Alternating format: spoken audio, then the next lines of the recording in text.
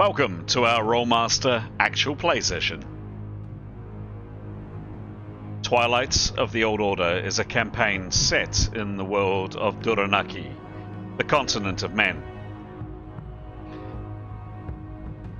In this gritty, cutthroat world, politics, religion, and commerce are all intertwined and reign supreme. Characters need to be both smart and ruthless to survive. We hope you enjoy our story, and, as always, may the dice roll in your favor.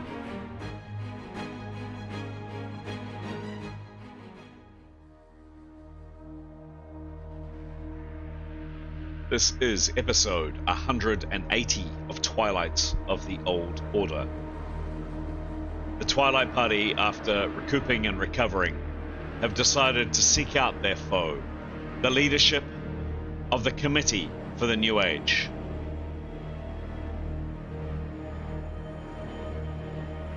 We pick up the story with our heroes poised on the brink of a dangerous assault with their newfound allies.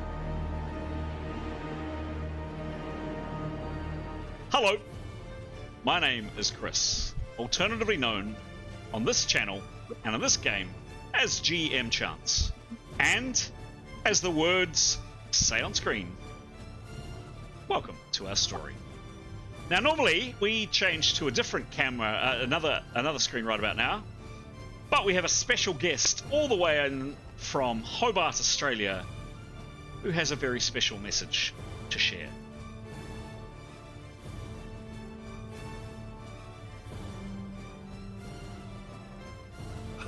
There we go. There we go. World famous on the internet. Thank you very much indeed. Extra special guest all the way from Hobart. Did a great job. Thank you. Wasn't she fantastic? All right. Moving swiftly along. As mentioned, it is my pleasure to welcome you to our story this evening. What story is that? Well, it's a tale. You can see the name of it up on screen. It's called Twilight of the Old Order, and we use an old system dating all the way back to the 1980s called Rolemaster to run our game. We've been playing for a very long time. We started way back in the halcyon days of July 2019, would you believe? And we're recording in August 2025. To tell a good tale, to spin a good yarn, you need protagonists, you need characters, you need heroes to move the story along, and ultimately what the story is about. And there, up on screen, are our 6 heroes.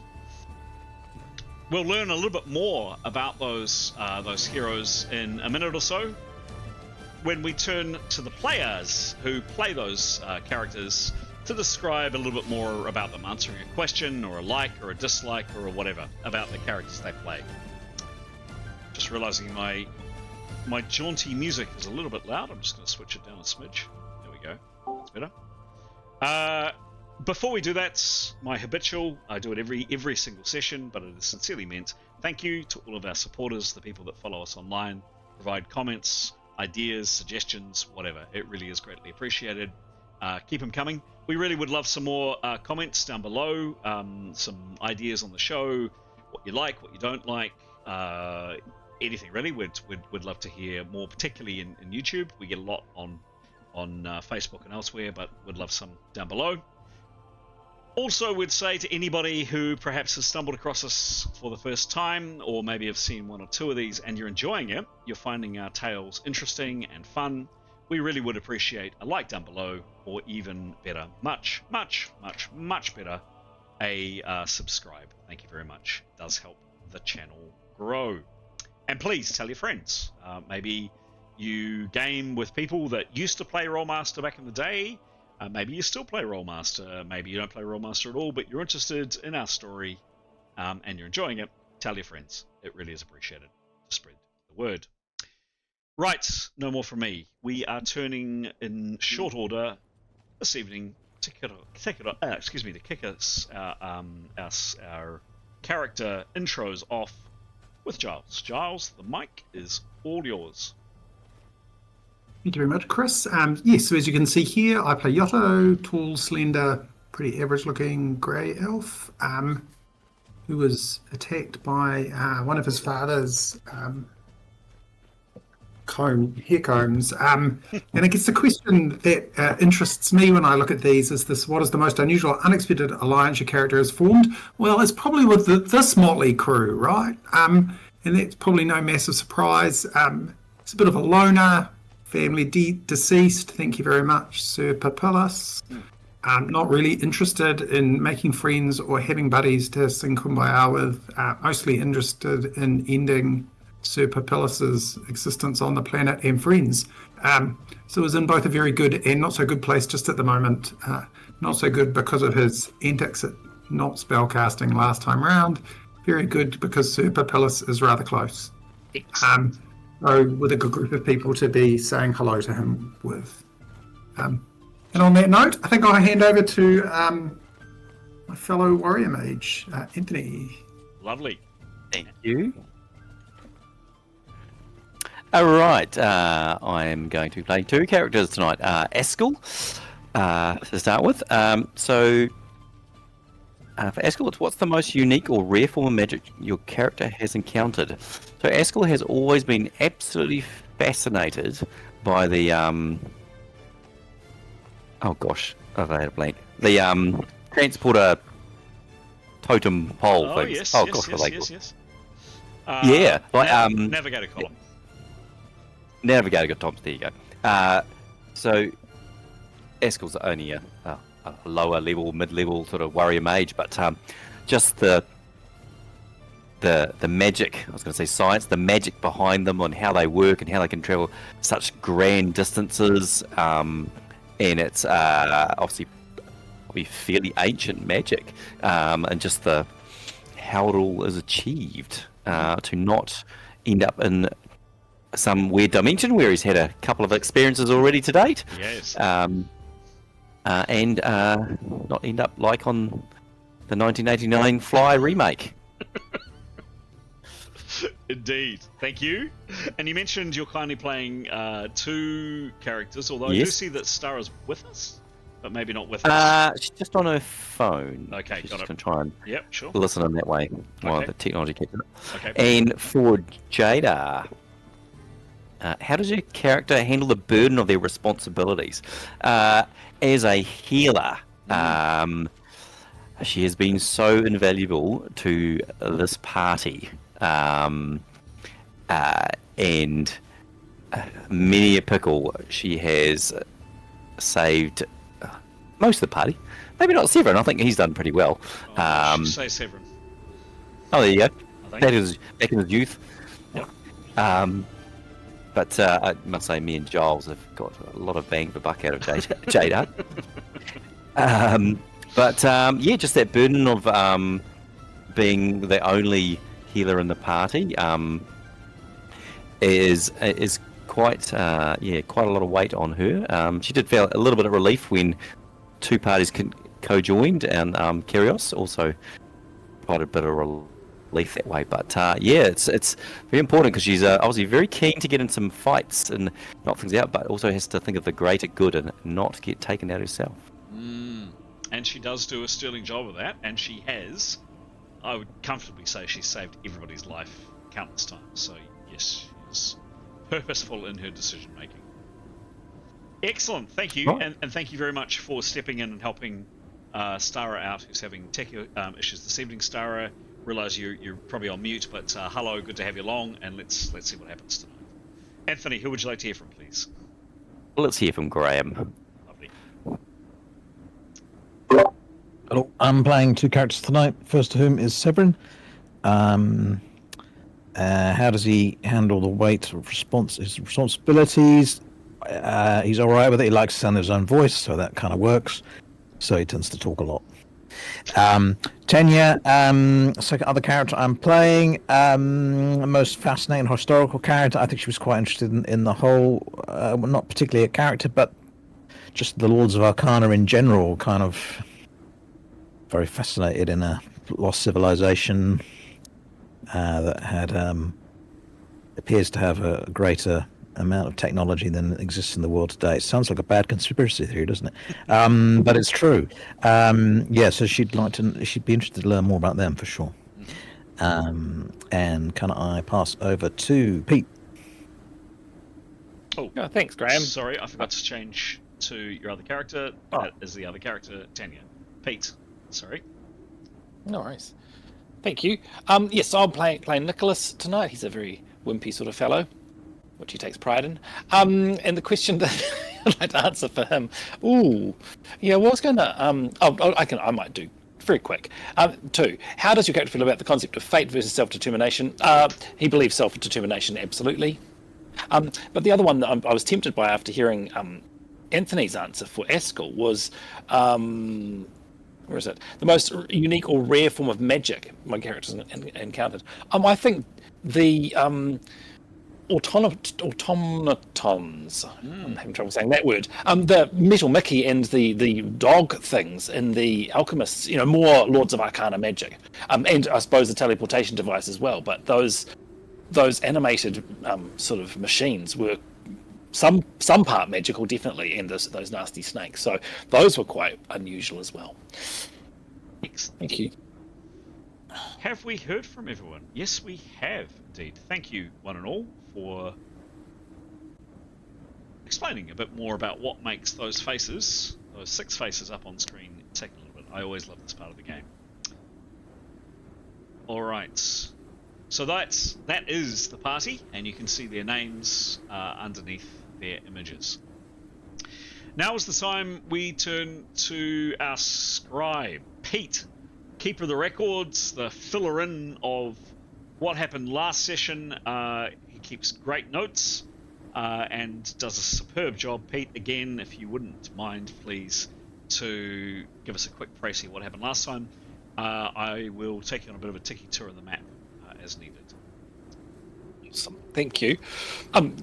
So that's where we started last time.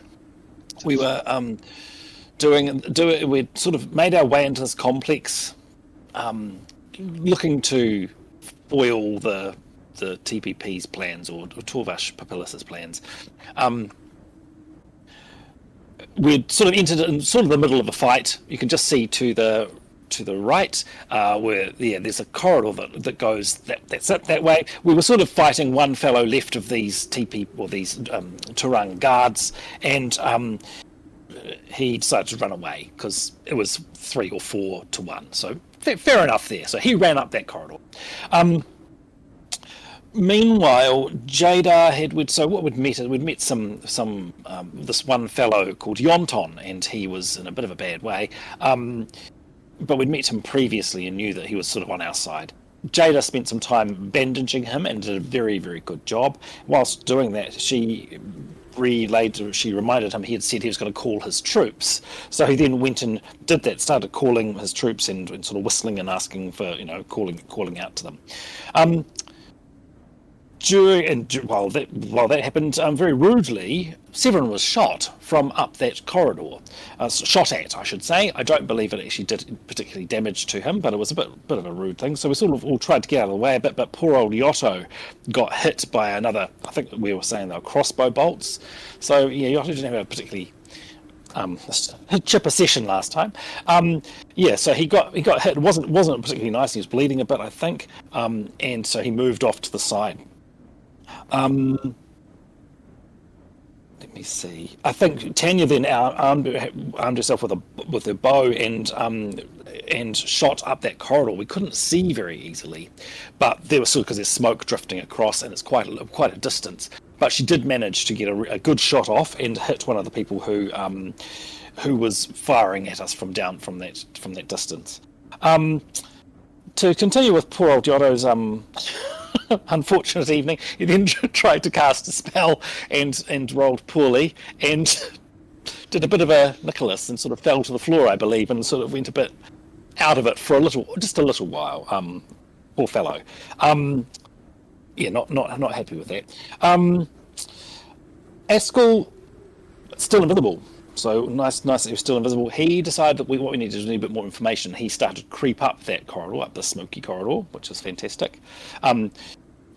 and I think he let Tanya know he was going to do that, so she held her fire. Let me see. Yeah, and Askell made it to the end there and did a bit of a look-see around at that set of doors there, and had a look, and he came back at the very end to report back to us, which we'll talk about afterwards. So we were thinking about how we're going to assault this corridor. There's obviously archers there, so Severin and Tanya went back further into the complex and found some wall shields. I think they were pretty lucky to find a couple, so big shields that you can hide behind. And as they were there was old Yonton doing his whistling and his calling, and they met his companions, 4 new people, Hara, Umli, Micah, and Yono. So we've now, got 5 others joining us, which is fantastic. And we were told that their magic user had collapsed the access way up to this part of the complex, and felt that there was going to be take a while for the people, that knew that the Tarang people would be trying to break their way through, so we didn't have too much time. Oh, and thanks, Christy. They are the newcomers. Jada then went and bandaged up poor old Yotto and did a really good job on him as well, and did a bit of first aid on him. So thanks, Jada. And the very end. After we we introduced ourselves to the newcomers, to the other party, Yontons, Wontons. Askell came back and reported what he had seen at the end there, which was a very narrow bridge continuing from those doors to another set of blasted doors. We believe that's the ones that Yonton's people have smashed. Windows on either side, and a room further back, and most importantly, I think, in that room, Askell had spotted Torvash Papillus, who is basically who we're here to try and kill. I think that's what we're up to. I've probably missed stuff, but please speak up. All good from my accounts. I am realising that since we last played, I did send through quite a number of messages about there were questions from the players. I need to refresh my memory about what I said, but any questions from anybody, I suspect there might be. Go for it if there are, please. Qualifying questions from last time before we start playing. Not questions, goodness, that would be a first. So I gave you some. So for viewer and listeners' information, there are a bunch of questions from the players in between this last session and this session. Some of them included distance from the door, people moving across this narrow 10-foot wide bridge, wind strength, etc., etc., etc. So a bit about what the characters are seeing and hearing. Guys, you've got that information fully digested. Can we go with what I said? And if I've forgotten what I said, or if I contradict what's in those messages, politely remind me, or please tell me what the answer was that I gave some couple of weeks ago. There are no questions, oddly enough, which means we are about to start this somewhat nerve-wracking session. Buckle up, one and all, and if you're sitting comfortably, let's start the game.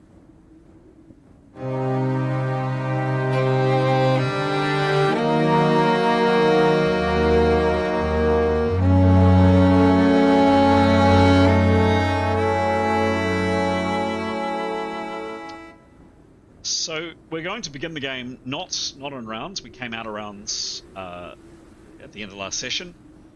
The time that you've had kind of out of rounds has not been long. It's been long enough for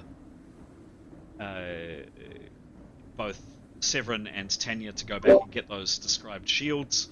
Long enough for these 4 newcomers to be introduced to you and to have a very short conversation. I'm going to say something like 5, maybe 6 minutes has elapsed. I am going to be keeping track of time because obviously there is a clock going on with other things underway. Until combat, or I'll give people a heads up when we are going to start going into rounds. But right now we're not. But I am going to play this out after 5 minutes. So assume that approximately 5 minutes has elapsed for both some bandaging of Yotto, some sneaking of Askell, and explaining the information, introducing the new people, and getting the new shields. And when we start, as of now, we'll be playing in real time. So whatever happens now is real time in the game. What do your characters do, please? So Severin says he's got a plan. And first of all, turns to the Yontons Wontons and says something along the lines of, "It's really good to have you guys fighting alongside us. I've got a plan. I realise we're fighting together, but for us to fight together, can I suggest that we try and coordinate some of our actions together?" At this point, they pause and they look at their badly wounded leader. And in acknowledgement to that, Severin says, "Yonton, it saddens my heart, but I see you're very, very injured, and you know, clearly you can't take part in this battle without putting yourself in very grave danger. However, I wonder, we know that there's a party going around to the back of this complex. I wonder if the rest of us forge forward, would you be prepared perhaps to guard our backs in terms of take some of my oil and a torch and maybe guard the suspended bridge over the canyon? I'd wondered whether you might soak the near end in oil and keep a torch nearby and maybe start sawing through some of the ropes, so if an army does come up, you can set light to the fire, maybe cut the bridge off and set light to it, and then retreat. I'll see how I go, friend. Okay. Says friend quite pointedly. Doesn't seem to like being told what to do by somebody else. Okay, if you don't want to do that, that's all good. Just an idea, that's Excellent. all. Good. So, look, I have a plan. It involves all of us mucking in. I wondered if the rest of you want to come with us, and basically it involves some of our party. Again, they look to their leader, who wasn't given a chance to respond before, and he walks over to them, staggers over to them, and starts to speak. Okay, well, I'm not interrupting him. I let him speak before. I'm not interrupting him, so I'll listen. Sure.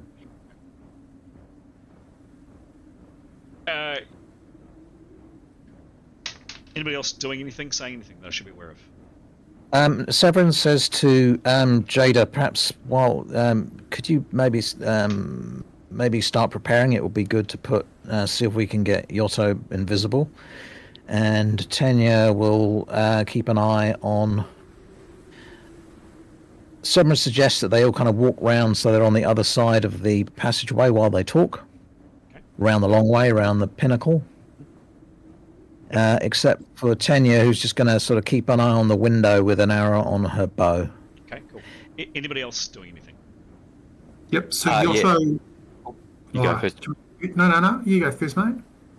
Yeah, so Eskel would just like to just keep talking to them, just telling, because he's still in the middle, hey, I'm over to your left, right, wherever he is, just to ensure he's not going to get bumped into by accident. Okay. And yeah, as Graham said, Jada would like to start preparing. Okay.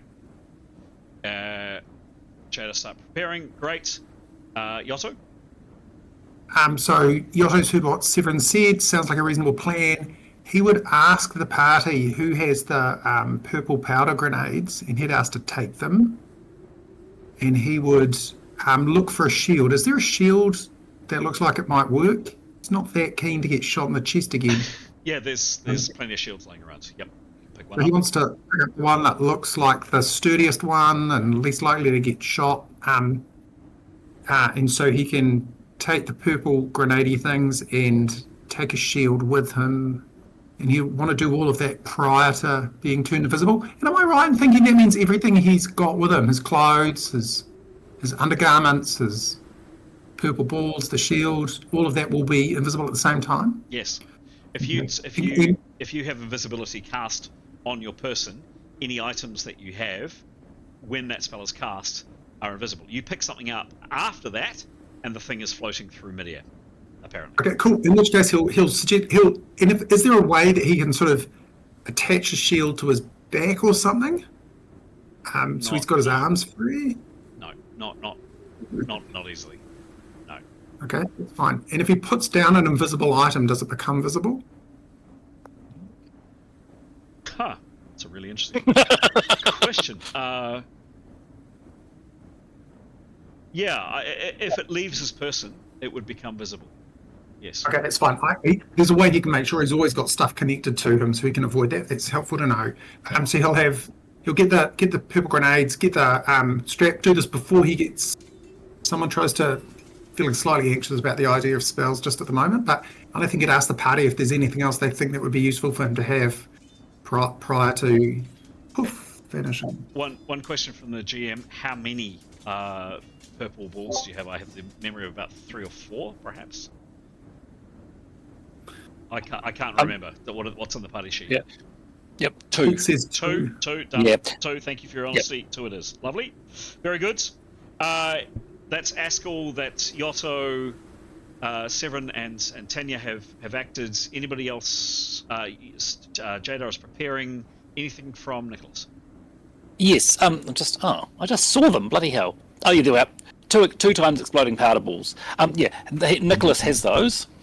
Yep. So he would rifle in his pack to get them out, give them to Yotto, and whilst there he'd stick his scroll in his belt pouch, and then he'd do as Severin suggested, to move around the pinnacle to the other side of the tunnel entrance and follow instructions. Okay. Whatever he's told you to do. Great. So I'm not going to move these characters right now. I'll move them in a minute, but assume that if you've said your character is moving or you're going round into a particular position, that over this time that they're indeed doing that. So Severin, you've launched into a description to another leader, and started suggesting things to his troops, and he didn't seem to take too kindly to that. He's walked over and he's having a conversation with his team. He's clearly out of the fight. Clearly Yonton is out of the fight, but you can see, yes, he didn't take especially kindly to that. He pauses, and his men have kind of huddled around him, and they're whispering. We're by the way 8 minutes since we said go, and he pauses and turns to Severin, what is your plan? And he's looking. He and his men are looking more than a little bit suspicious. Charm roll. Charm roll, sure, yeah, great. Give me a roll. In the open. 78 plus good roll. 73. 73. Cool. That is 150. There's a minus on that because it's there's a hefty minus. So consider that a very hard maneuver successful. So write that down. That was definitely a very hard maneuver. Kind of a bit of charm, a bit of leadership, perhaps. Occasional, by the way, clang of weapons and arms elsewhere. If you're wondering what that was, what does he say? So basically, he's going to say, sorry, I don't mean to make any assumptions here. I'm not here to lead anyone, and I certainly wouldn't step in your space, Yonton. All I mean is, after many battles, when we all fight in our group, we find when we all fight shoulder to shoulder, it seems to go a bit better. So what I mean to say is that I wonder when the time comes to cross the bridge whether we could all go as one, so that we spent a better chance of actually making it across the bridge, and when we get there we can maybe fight together and see off whatever's on the other side. But hey, I'm not your leader. I don't wish to be your leader. It's just looking to cooperate as best we can so we can try and get this job done. Okay. Okay, cool. So that works. They kind of soften a little bit, and you see that kind of Yonton's leadership, call it what you will, hackles were kind of up. Who are you to tell me what to do in front of my men? But actually, Severin has taken the right tone here, and it's been deferential. Hey, I'm not trying to step on anybody's toes. And you can see Yonton's kind of stance he's less aggressive. His men are still looking a little bit dubious, but they're certainly warming to you. This man here, Micah, the guy with the crossbow, says, so you want us to run across the bridge following you into potentially certain death, is that right? We've seen what happened to the door. What did happen to the door? Well, it exploded. Most of our comrades ended up plummeting thousands of feet down to their doom. And then those that didn't, there were several that were shot from the windows and the remains of the door. I definitely know we hit some of the foe on the inside. And just as he's saying the word "and," you hear quite close to you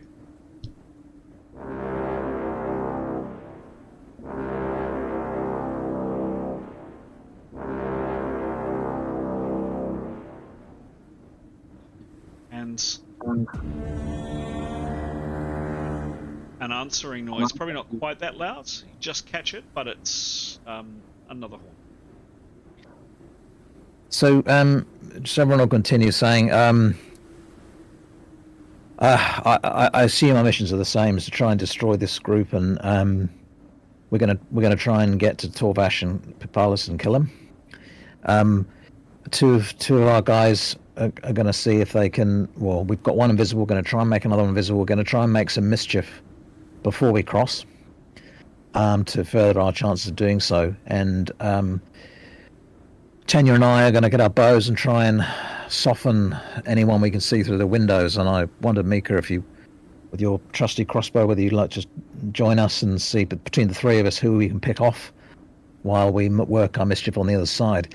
If we're successful with our mischief, then I'd sort of wondered if we could sort of run in pairs in a close group across the bridge in the confusion, smash our way in and start killing them. And Severin kind of wraps it up with a winning kind of wink and a nod and a attaboy kind of to them. And going on from the previous good roll, very good roll, and that negative 20, there's kind of muttering amongst four, and they all turn and they look at Yonton, and he looks at Severin. He kind of looks Severin up and down, and looks at the rest of the party for those that he can see, and he just simply nods once. And Micah says, "Yes, I'll follow your lead." The others pike up. So Hara, this man here, says, "Yes, I'll go across the bridge," and as will I. Says, I just lost his name for a second. Says Yono, but we're not going first. We will follow you, but we're not going first. Okay. So part of the plan was maybe to make use of these wall shields, and one of you can't see him actually, but our friend Askell is invisible at the moment. He doesn't carry a shield, so he's volunteered to carry one of the wall shields. I guess we're looking for some. And we lost your ground. Can you hear me? Yes. I guess we're looking for someone else who doesn't fight with a shield to carry the other wall shield, who would be prepared to stand alongside Askell. They obviously have the cover of the wall shield, be able to parry missile weapons with it. I just wondered if... I'll take it, says Umli, but again, we're not going first. We'll follow you, but we're not going first. Okay. Yeah, the plan is that the two wall shields should go at the front. Askell's going to take one of our guys. As you see, I already carry a shield. I thought Tenya who pointed to the bow, and Mika would be good to keep their missile weapons handy. So yeah, just looking for someone else to carry that shield. But because we want the wall shields to give us some cover as we run across, I was hoping that one of you guys would take the other one, so we go in two at a time. Are you deaf? We said we'll follow you. Well, I'll tell you what, if you want it, you're welcome to try another charm or persuasion roll. It'll be at negative 40, negative 30. No, that's not good odds. Okay. Okay. All right. We'll have to try and find someone else to carry that shield then. Because we'll need that shield, both shields at the fronts, to give everyone else some cover. It's now been, by the way, Okay, if you're game then, shall we... it's been 15 minutes. If Mika... 15 minutes? Yes. Really? Yes. Well, he's talking very slowly. So, okay, well, Mika, if you want to join me, Tenya and I, just to keep an eye on what's going over there, we could point our Sure. missile weapons at the far window. And maybe if the rest of you wouldn't mind going around to the other side, so we start creeping up the passage on the left-hand side. All right. Is anybody... so I'm going to go around to each character. These people are happy to be positioned where you want them, with the caveat that they're definitely not going first. Just so long as that's clear, that's fine. And if there's anybody else, do I need to ask each character where they're going, or are you happy for Severin to instruct you? How do we want to map this out? Severin. Okay. For Nicholas. Seven. Cool. What happens? Just to make that easier. Just before you do that, Chris, so I guess there's been like about you just said like 7 or 8 minutes? It's 15 minutes. So Severin started suggesting... So Yotto's... Hang on. Severin started suggesting to Yonton what he should do at 12. We're 12 minutes past 7 p.m. We're playing this evening, and it's now 7:29. So a bit more than 15. So is Yotto invisible yet? Does Jada want to try that? Sure. Yep. If you have certainly plenty of time to have done all of that, ample time to have done all that. Give me a roll, please, for Jada, whoever's going to do that. Yep, I'll do that. Thank you. Obviously, that's a lot of success levels. 94. 94. The spell goes off. Yotto, you are now invisible. Well and truly invisible. Okay. And Sorry. just so we're clear, Chris, while Yotto's like not at risk of getting shot, he's going to constantly be talking or mumbling, whispering, so people can orient themselves to where he's at. Got it. So it's clear that people won't bump into him. Sure thing, and I'm aware that Askel's doing something similar. So, Severin, it sounds, unless anybody else has an allergic reaction to this, please tell me otherwise. Tell me where characters go, please. So for the moment, I've posted 2 pictures. The first picture I posted has all the characters on the left-hand side of the passageway while we see if we can make Yotto invisible.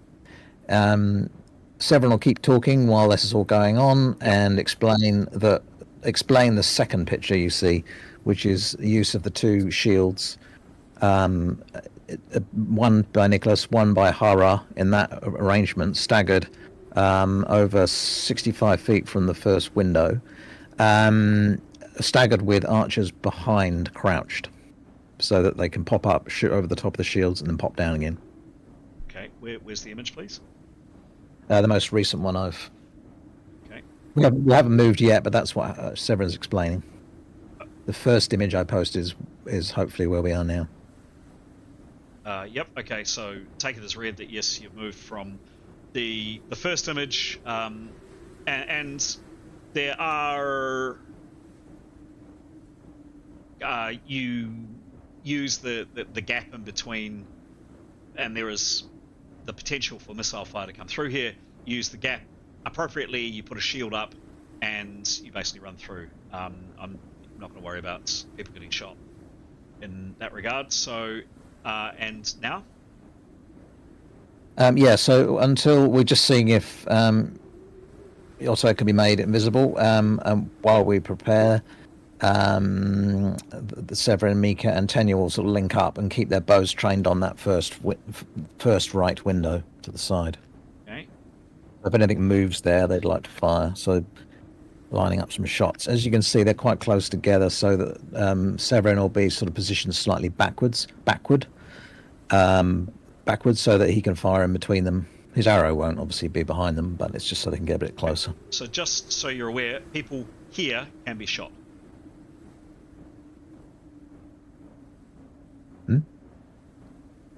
Yes, that's correct. So if we moved on to the second image, we've already moved to the second image Well, position. we haven't rolled the invisibility yet, have we? That's been the Yes, 3 yes, rounds. We have. Yes, we have. Okay. Yep. Yes. So then, so Severin would like then just to call, for the benefit of those who know, stage 2, and would like to hold his action for Nicholas, but urging Hara to follow Nicholas, but position himself as in that diagram. Okay, so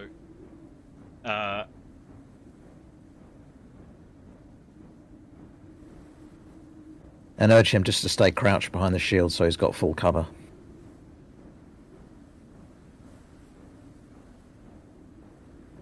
okay, so Nicholas, you move up here.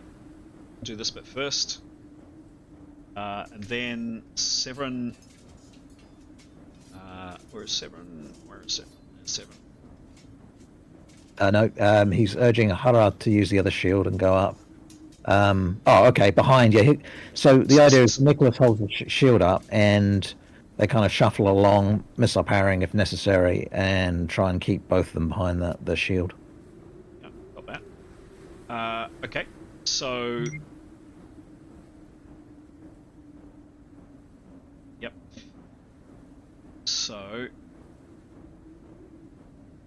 Mika is happy to go not first, so they've clearly explained that their team is not going first.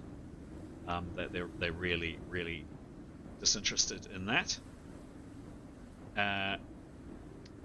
So that's the first. So let's say characters move, and everybody else is over here. Is that right? Have I got that right? Sorry? Oh, sorry, I can't have lost where we are. Yeah, over there, and then we'll sort of follow them out in a sort of line, all crouching, so that they've got some cover from the 2 wall shields. Okay. All right. So I think, to be fair,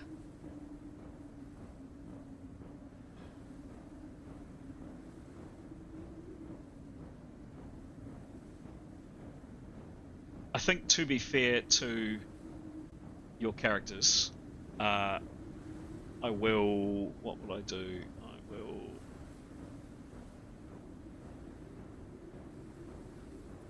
Because at this stage,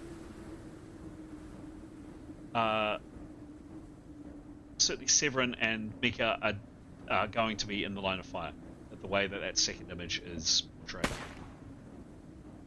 Can't they not take cover behind the shield? The shields are only the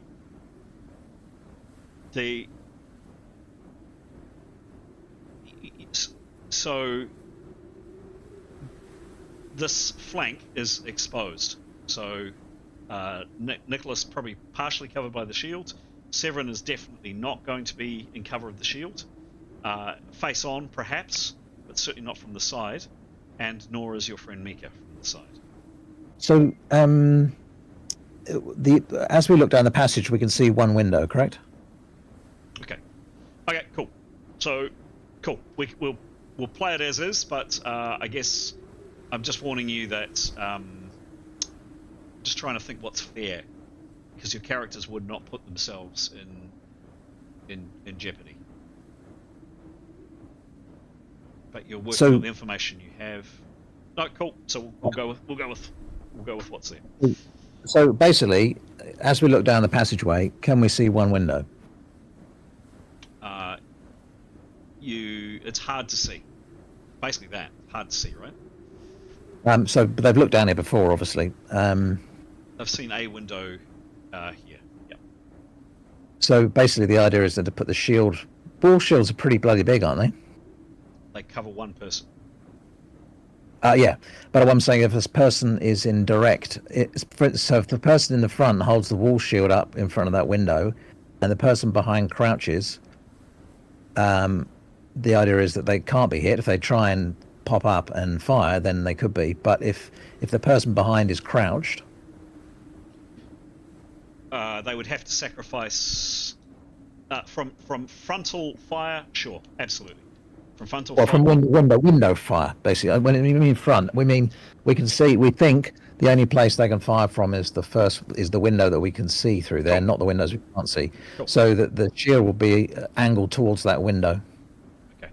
So the way it will work for each person's round is the way it will work for each person's round is you can use some of your rounds to use parry behind a shield. Nicholas, you can use all of your action, so all of your essentially your offensive bonus with a weapon behind the shield. Severin, you're one person behind. Yes, you're crouching, but you can use up to a maximum of half your OB, so a shield parry. Half your OB can be devoted towards protecting yourself. So in other words, getting in behind a barrier from a frontal shot, and then Mika, because he's further back, he will be able to get a quarter of his OB from a shield.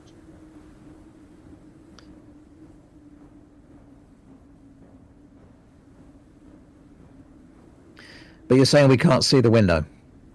Well, not if you're behind the shield, no. No. But you indicated that we couldn't see the window when we looked down the corridor. Someone want to give me a perception roll? They can. Yep. Right.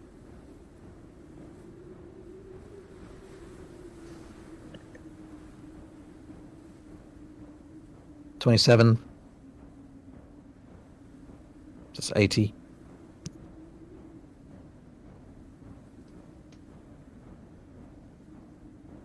Okay, roll again, please.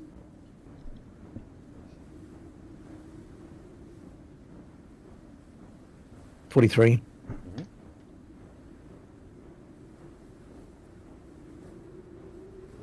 And who's perceiving? Severin. Cool.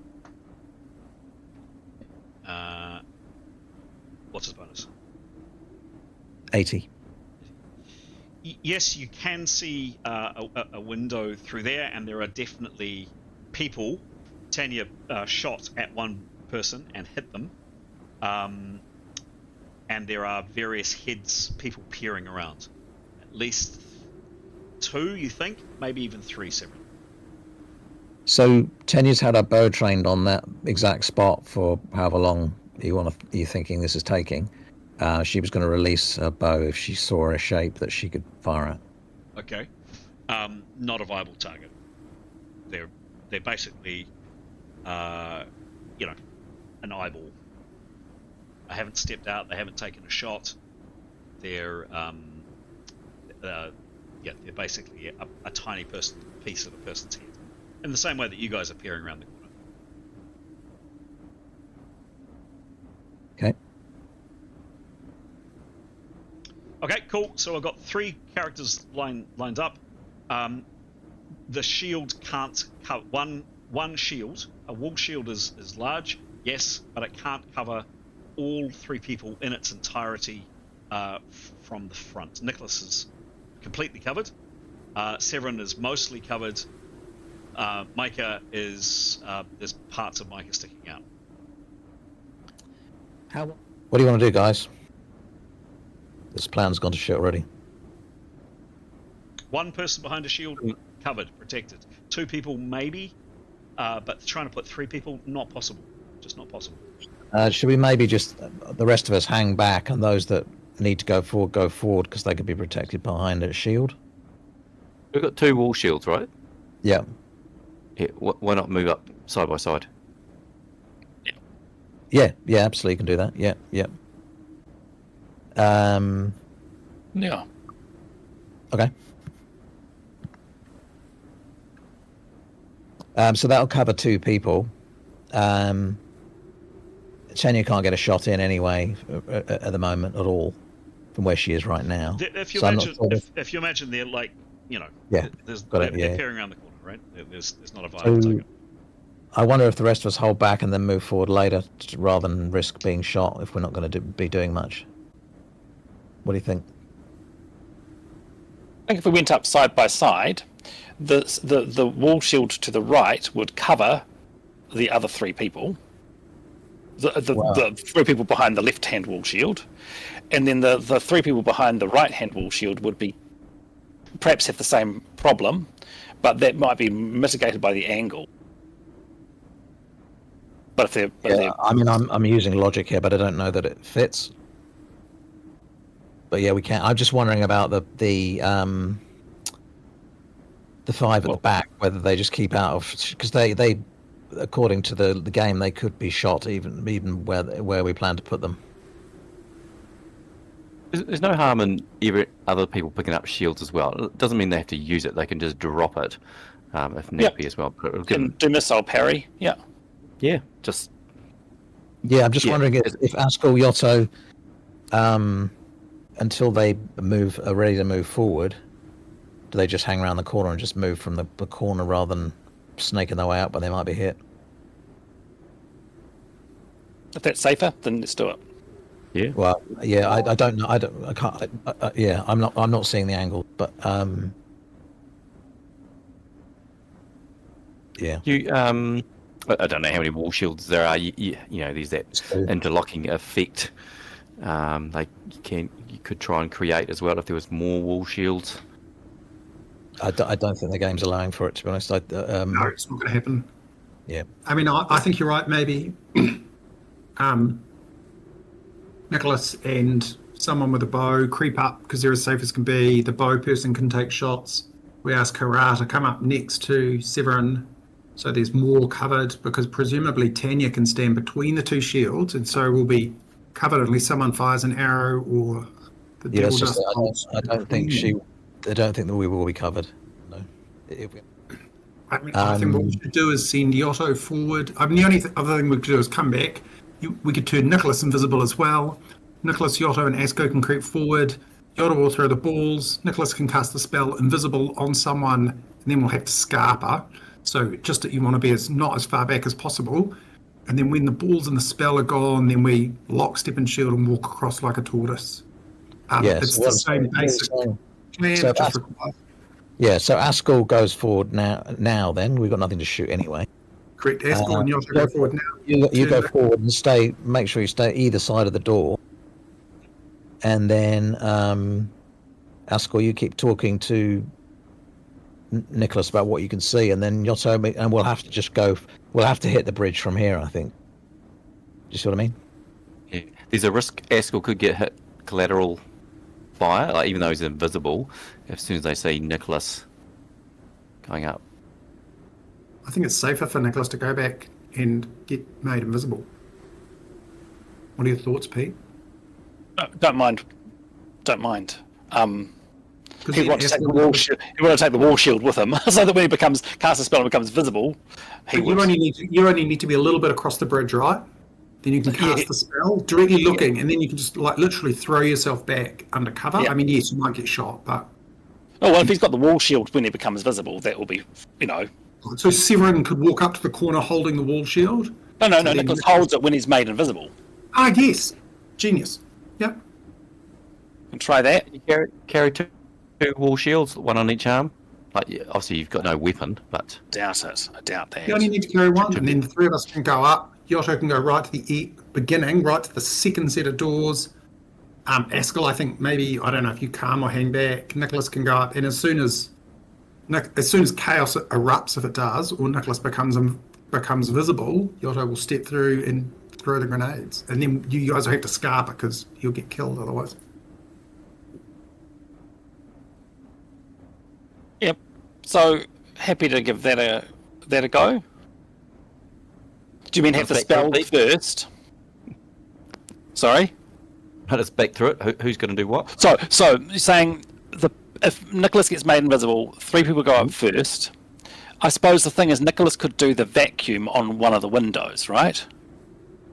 And that might clear those archers out from that window, so we don't get shot from there as we rush up the corridor. So that we might have to take the bridge, as you say, Graham, take the bridge from there. But Does that make sense? Yeah. Yep. Who's So the three Nicholas now? goes up. Nicholas goes up, makes an attempt on. Or do we want? Does he make an attempt on Torvash Papillus at all, or he just does the vacuum on the window? I think if Askel goes up as well, since invisible to the right, he can tell you Yep. what he's seeing and give you a commentary of what you can reach out and cast. But if we're wanting Nicholas to be invisible as well.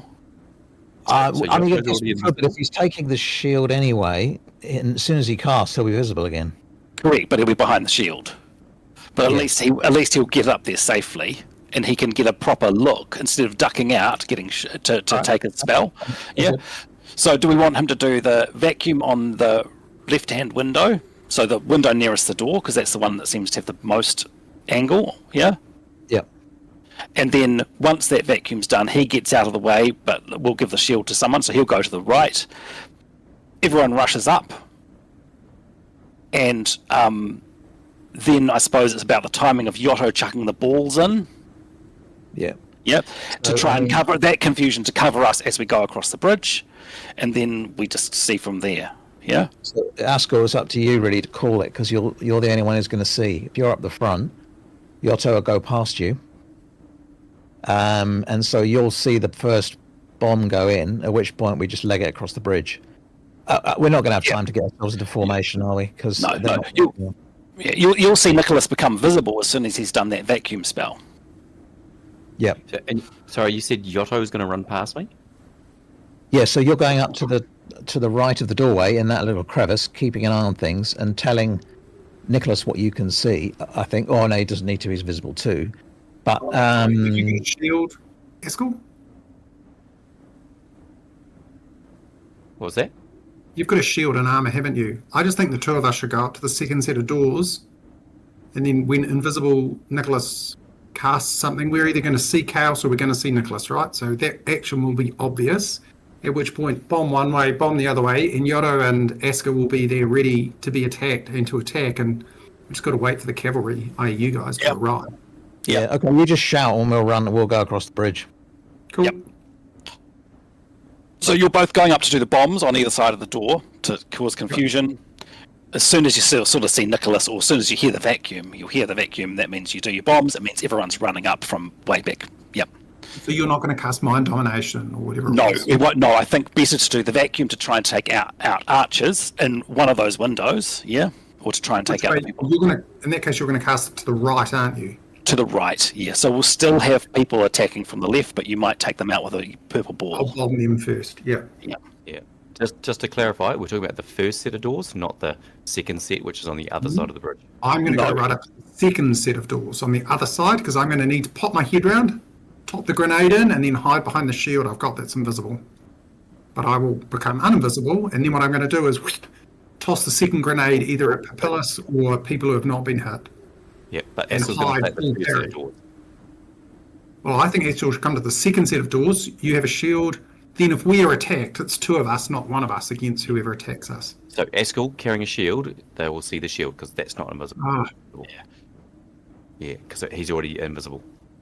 Yeah. I think Askel could run across with the other. Well, up to okay. you. So you come to the first set of doors, and then when I become visible, if I look like I'm getting mauled, I'm just going to need people to come help. Yeah, yeah. We're going as fast as we can first. Yeah. Okay, Yeah. we'll try that. I think Yotto needs to go first because as soon as they see an invisible or shield moving invisibly, they will start shooting. So if Yotto's behind, you could get hit by collateral. Yeah, I'll go Alright, first. you go first. But wait till Nicholas has done his spell before Yeah, you wait throw until it Nicholas is on. invisible. Yeah. Yep. So Nicholas invisible, Yotto creep, Eskel in position, everyone else ready to run. Yotto will wait for hopefully a vacuum to occur. If either that will happen and he'll see it, or Nicholas will become visible because the spell won't work. Great. And either way, he's going to step through a bomb to the left, hide behind the shield. If the spell has gone on, the second bomb is going to go to Torvash or wherever there are people. And if the spell hasn't gone off, it'll go to the right. Okay, gotcha. And I'll either live or not. Just give it a go, I reckon. Yeah.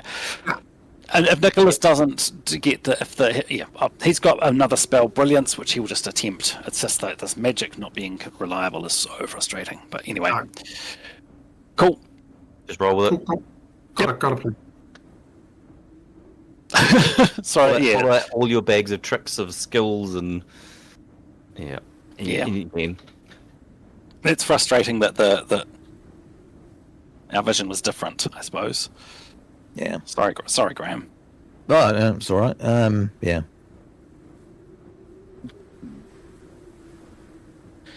So first thing is, Ian, if whilst Yotto's going up, Nicholas can become invisible. Yeah. So hopefully that's all right, Jada. Yeah.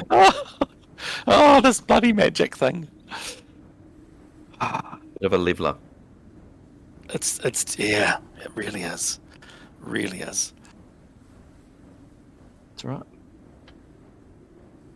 We'll see. That's why Ascol was going to grab a real shield.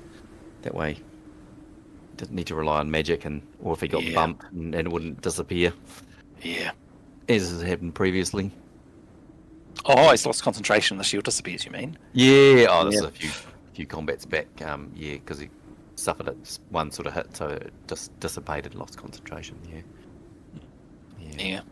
Not quite sure how that works though, because you have to be very minimal concentration to keep it going. Because when you're Well, it's not a concentration spell. It's a duration spell. yeah, true. Yeah, I wonder why I did lose it. It doesn't. But that's. I think that's. I can see the realism in that, but Maybe if you got it's not the way the spell's described. maybe if you got knocked out, then you've lost connection with it. Maybe. I can understand that. Yeah. But still, I mean, it's about. I can see how. That could Otherwise, there'd be magic shields lying everywhere, never disappearing. Yeah. All right, here he is.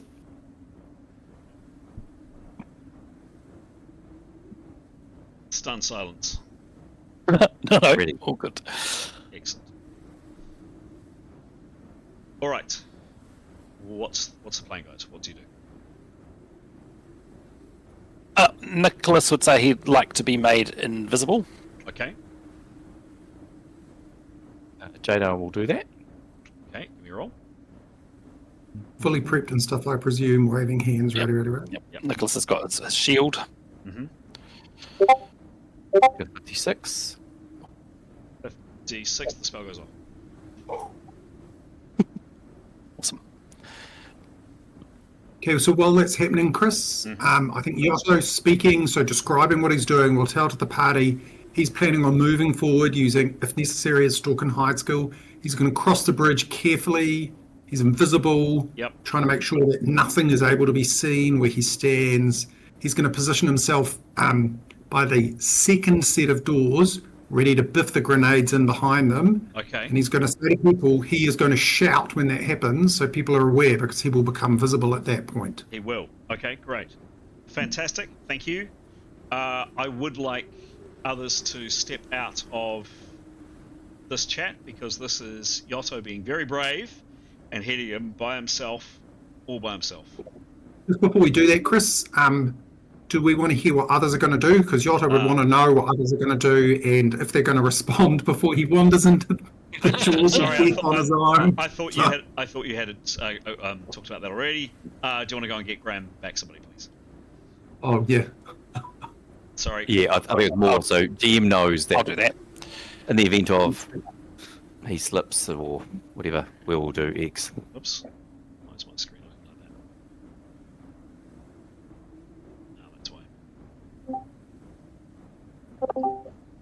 All right. Sorry, I thought we were going to run. No, Graham. So my mistake. I thought you'd already discussed it. Yotto wants to check with the group they know. He'll either shout, come to the rescue, or help. And if it all goes badly wrong, he'll yell something like under fire, so people know that the idea of getting there and trying to stun them with the grenades has gone badly wrong. But obviously you're not going to be the only one invisible, so wouldn't it be safer not for you to shout so they don't I'm only know? going to shout after I become visible. I'm not going to make any noise while I'm invisible for any reason. Yeah, So if I okay. become visible and you can't see me, I'll be hollering. Marvelous. Thank you. Any other information between characters before? Yep. So Nicholas is going to want to move up quietly, He'll stick to one wall, and then he'll put himself probably in the middle of the door. Well, he'll decide a position at the first doorway where he gets the best view, and then he wants to cast a spell. Okay. That's his plan. So Yotto is going to wait and watch to see what happens before he does anything. And he's going to check what spell you're going to cast, Nicholas. He's got a scroll he's going to cast, which is called Vacuum. Okay, and so I just want to make sure I got the game mechanics right. So Yotto will say to Nicholas, either I presume I will see you, because you'll become visible, or I will see the effects of the spell, right? Okay, and so Yotto will only act after he's either seen Nicholas or seen the effects of the spell. Is that clear, Chris? Once he's up at the door. Once he's up at the door. Once he's at the second door, correct. Okay, great. Yep, I got that. Got that in spades. So I know what Nicholas is doing. Yep. Cool. Anything else we need to Yes, Eskel. Yep. Eskel would like to ask Pete, what side are you going to creep up? He's planning to creep up the. He'll go up the left-hand side. Okay, cool. Eskel will just say he will creep up the right-hand side. Okay, great. Okay, so we're all making sure we're not going to bump into each other. And Yotto will whisper to them that I'll go 1, 2, 3, 4, 5. Then if you guys count to 10, you know I'll be a good 5 or 10 paces ahead of you, so you won't bump into me inadvertently. Cool. Nicholas has got to prepare anyway. Okay, great. And Severin would like to prepare and otherwise get the players in sort of order. So when they truck down, I can paste the order in the chat if you like. Okay, sure. Cool. Okay, great.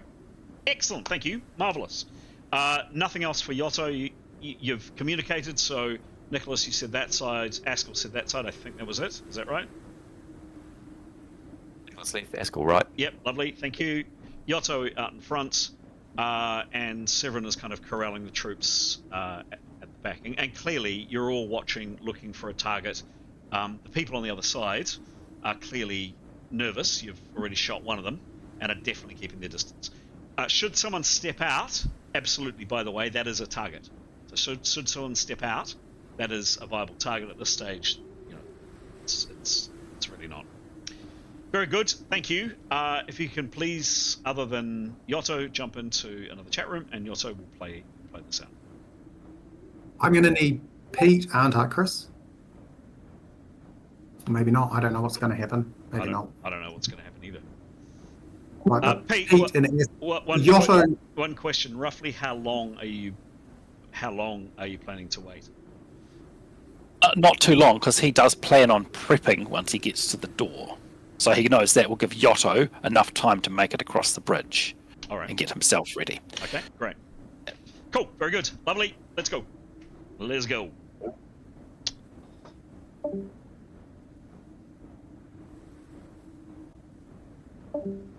Excellent.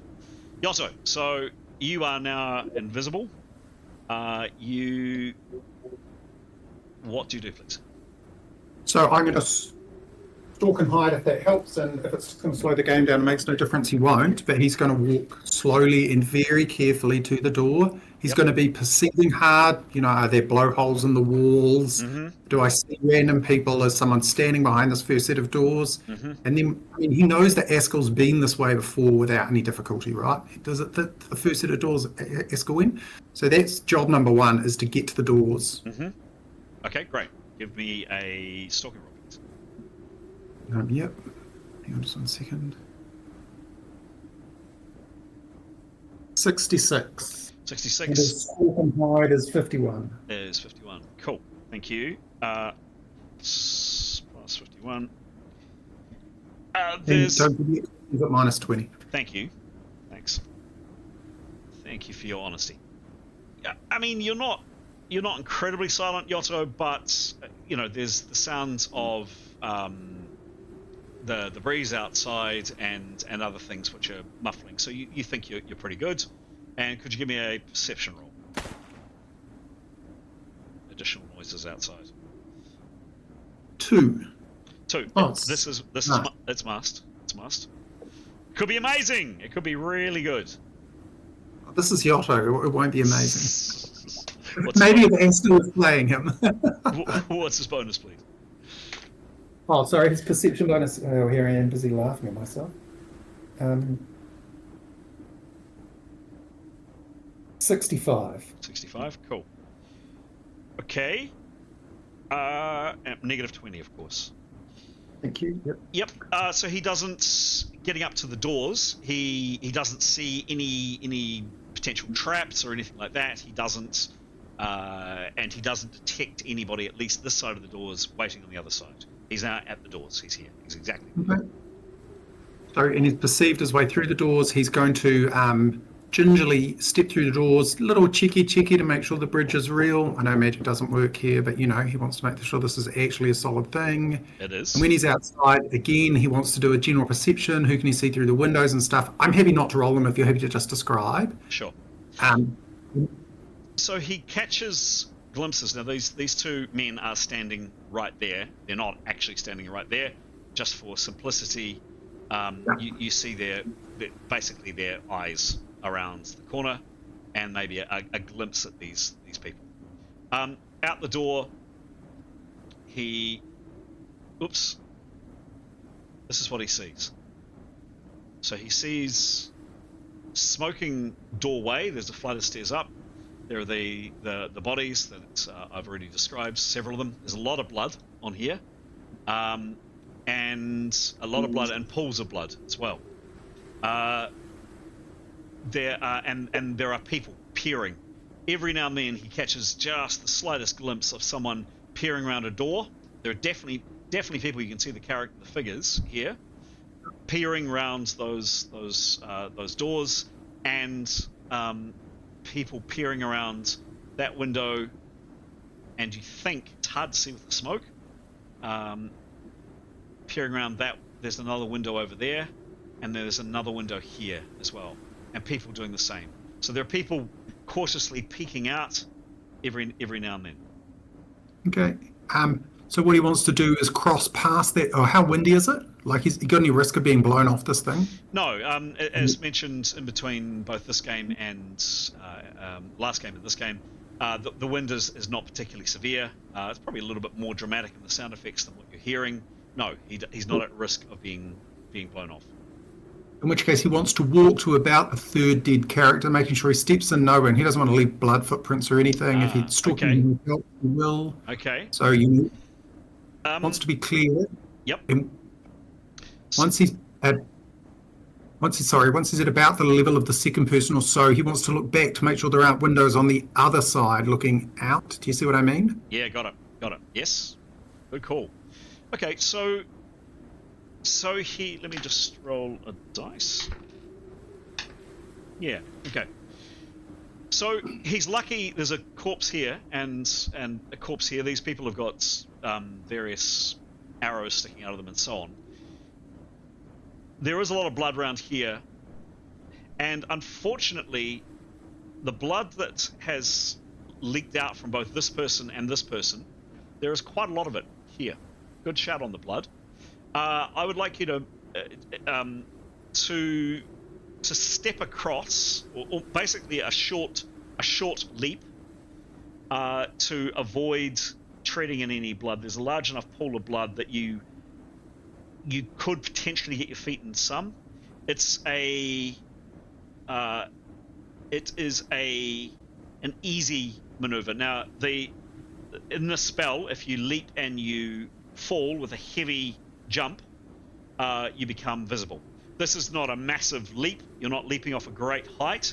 You're just outreaching a little bit further than your step could be.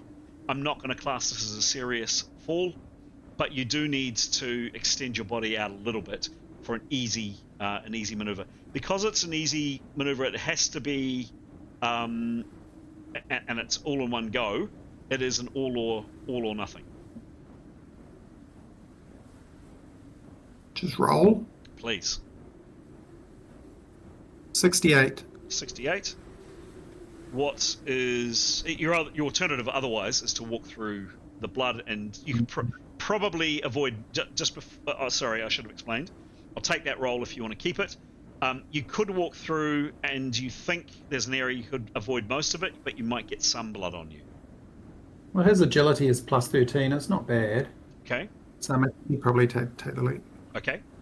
Of course, he can be really prepared and concentrating. There's no time pressure here for him. Yep. And he's tall, right? So. Yep. Good Yes, and how tall is he? Yeah, tall. I'll give you an exact measurement in 2 seconds. Where have you gone? Oh, I'm looking at the wrong thing. He is 6'7". Oh, he's very, very tall. Plus an extra, so 13. I'm going to give you an extra +5 on that as well. He is very large. Just to check though, I've got that result, and we're happy to go with that result. Yes. But well, just before we do, his other option is to walk through with a chance of being seen with the blood. I think you've decided to leap, but just last chance. Yeah, he jump. 86. That's 100%. No issues. No danger. He doesn't have a risk of slipping or falling. He is fine. Jump is, if we use the word jump, he would definitely turn invisible. It's just a large step. And by the way, an easy is the second easiest category in the game. He steps across. He's now here. He looks back. Good shout on looking back. And nothing. You're looking up, and the cliff is towering above you. There is no sign of anything, any windows or anything else. He'll carry on crossing the bridge. He'll get to the edge of the bridge, and he's going to make a summation about whether he thinks he can step through the door without him becoming visible. Yep. I don't understand the game mechanics. I understand how it might work in the real world, but you'll need to describe to me either if he can do that or not. Yep, sure. So you asked for one stalk roll to get up to here. Would you like you to make one more stalk roll to get across here, please? 10. Plus, what's a stalk? 50 something or other? 51. Okay. He does create a bit of noise. He treads in on something that crunches slightly, and there's you hear a voice inside. He freezes. Someone pokes their head out. They don't see anything, but they heard that. What does he do? Very slowly will lower himself down into a ball. Okay. And his shield, which is in one arm, he'll very slowly, like the most important thing here is he doesn't become visible. If he becomes visible, he dies. Yep, sure. He's going to do nothing to risk that. Mm-hmm. He'll very slowly move his shield in front of him if he thinks he needs to. So if it looks like this guy's just going to take a bunch of pot shots into nothingness, which seems weird because they must have a limited number of arrows and what I presume are devil dust balls. I mean, caution is the better part of valor, and when it all looks like it's settled down, off you'll go again. Okay, cool. Takes a minute or so, but he moves on, and where does he get to? He'll get to, essentially what he wants to do is actually, if he thinks he can get through the door with a very high chance of not being seen, he will, well, first he wants to perceive through the door, and what he wants to see is, he's going to go through this door. I'll explain to you what he's going to do, Chris, and then you can help me work out it, just so you've got context of what I'm going to do. Mm-hmm. He's going to, what he wants to do is throw these balls one each side of the door towards you. You can see these gunmen, people on each side. Mm-hmm. So he's going to need to be through the doors enough to do that. And then he wants to be protected, which by the look of this picture, I think the best way to do that is actually to step back out through the doors onto the bridge behind a shield and yell for the cavalry and do nothing until they appear, right? And then when the cavalry comes, he'll run through the doors with his colleagues, because the only way they're going to be able to attack him is to come around to the front of the doors, where they're going to see, I hope, all my buddies charging through it. But if he wants to perceive hard through this door, because if there's a, I don't know, overturned kitchen table made out of solid steel that he could jump behind or something, then the better might be to actually, you never know your luck. We're going to punch in, and it's a player's birthday, I understand. I didn't know that. Then he might jump behind said object. Oh, it's your birthday, isn't it? Happy birthday, Giles. And call the cavalry. Give me what he's not going to do is run the risk of being seen. Got it. Give me a perception, another perception roll, please. 34. 4.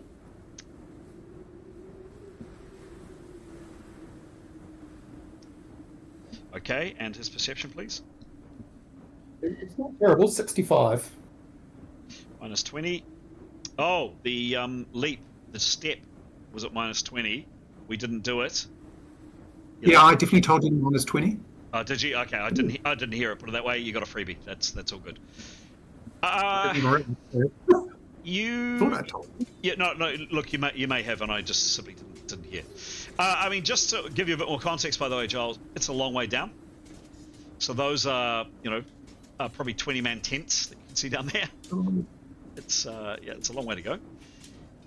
He didn't bring his wingsuit, did he? He didn't. So in terms of what you can see, the number of people you can't get a firm handle on. You think there's at least 3. You've seen at least 2 faces here and 1 here on this side. So if your intention is to chuck the balls, kind of lob one here and then lob one here, you think your best bet is to stand about where you are now. Your concern is when you do that, you'll become visible. So I would consider that an attack. And Yep. You would realistically, potentially, possibly be in a field of fire from here. If you stepped closer, oddly enough, if you stepped a little bit closer, the angle from either of these 2 windows would likely lessen, and you would be in a greater... If you stepped, say, for example, where the cursor is, you're likely to be, or close to where the cursor is, someone is unlikely to get an angle at you from the window. So that's one thing to consider. The door is smouldering, you can see on screen, but as mentioned in the chat in between games, it's not a raging inferno. If you stood kind of in the doorway itself for a period of time, you might get burnt. But standing kind of where you are now or a smidge closer, you're not any risk of that.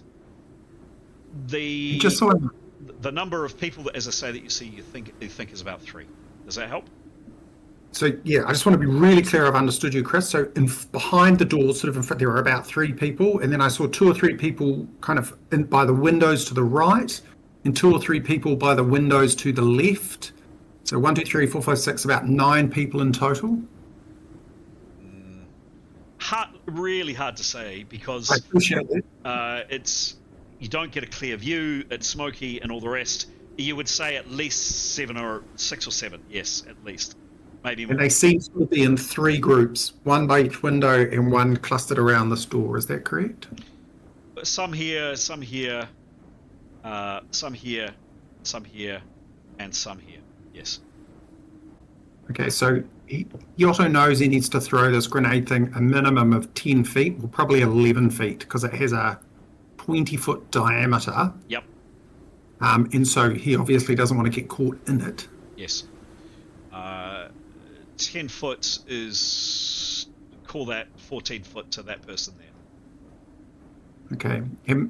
I know you may not be able to tell me this, or may choose not to, but certainly my reading of these grenades, I'm not quite sure what else to call them, is that they stun the people within a 20-foot diameter. Does that mean he can throw it? He would expect them to stun people and then he could step into that space? Or does it linger and stun him if he does that? He's never seen them used. Yeah, we hit 5. We must have used some. Your companions have told you that generally you got about 10 seconds and you don't want to be anywhere near where that ball goes off for 10 seconds. Okay. And in which case, would he be able to step through the door and essentially throw 1 to the left, 1 to the right, and then step back through the door and hide behind a shield? Essentially 1 step back and hide, so that, all within the space of a few seconds. You would still be caught in the blast, you think? From what you've been told, you would need to throw it. Oh, yes. No, he would throw the one that way, one this way, and then take a step back. Yep. No, he'd throw it, definitely. And he's looking to take out the people in the windows, potentially. Yeah, if he throws well, potentially, yes. Okay. Okay, so this is what he's going to do, Chris, because I think you're going to need to ask Pete to come back in. Mm-hmm. He's going to get as close to this as he can without sort of feeling the heat, so he's not going to run the risk of being burnt or seen. Yep. And then he's going to watch hard. Oh, actually, he's going to need to be where he is because he needs to watch the windows hard, and he's going to be doing this. Look. He's going to be, and if he sees Nicholas, or if he sees this vacuum spell goes off, which I presume will be absolutely obvious. Yep. At that point, what he's going to do is take, 2 brisk steps through. Oh, can he move briskly without becoming visible? Yeah, you can jog, but again, Giles, if you actually step in and chuck on the ground, you will. No. You will get yourself. So he is at the optimum range of where he's at now. So from here to there, he's 3 foot out of being caught in the blast. He doesn't. In which case, he doesn't want to be any closer than that. Perfect. Okay. In which what he's going to do is he's going to make sure he can see into the window. He's going to watch for vacuum and/or Nicholas. When he sees the vacuum spell and/or Nicholas, he's going to lob it in. So it's going to get these people in front of him, and then he's going to hide behind a shield and call Geronimo. Time for the cavalry. All right. Lovely. Thank you very much. To wait. Yes. Could. I'll go get him if you like.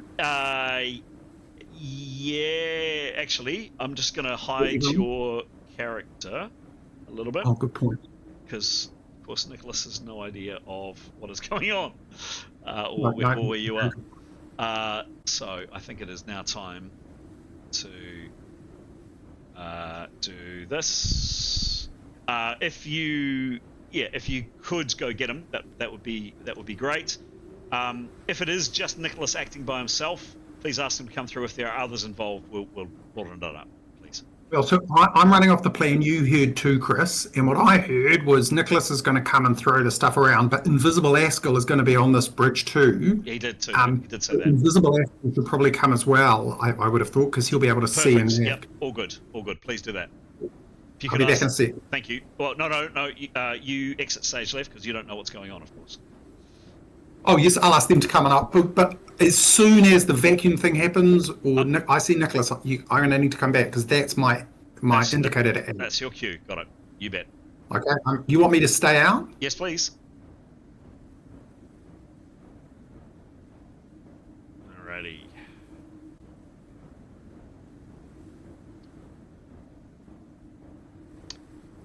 Hello. Hello. Giles wasn't filling you in, was he? No. He was just saying that. No, certainly not. No, he was just saying that what you wanted and why. Because Askell and Nicholas are invisible, so he can't see. But he was just impressing that as soon as Yotto sees Nicholas, he's acting. Got it. Thank you. And we've got Stara 2. Jadar 2 for some reason. Oh. Yeah, she's technical issues with the phone as well, but. I told her to unmute. Okay. Okay. Cool. So she's okay. All right. Listening in. Sure. So Yotto disappears. You hear him say, "I'm walking," and then he quietly goes distant. You of course don't see him walk out the door. You guys don't see each other. But what do you do? We were following one round behind, so very close, reasonably closely behind him. Mm-hmm. Nicholas is wanting to walk. Quietly up the corridor.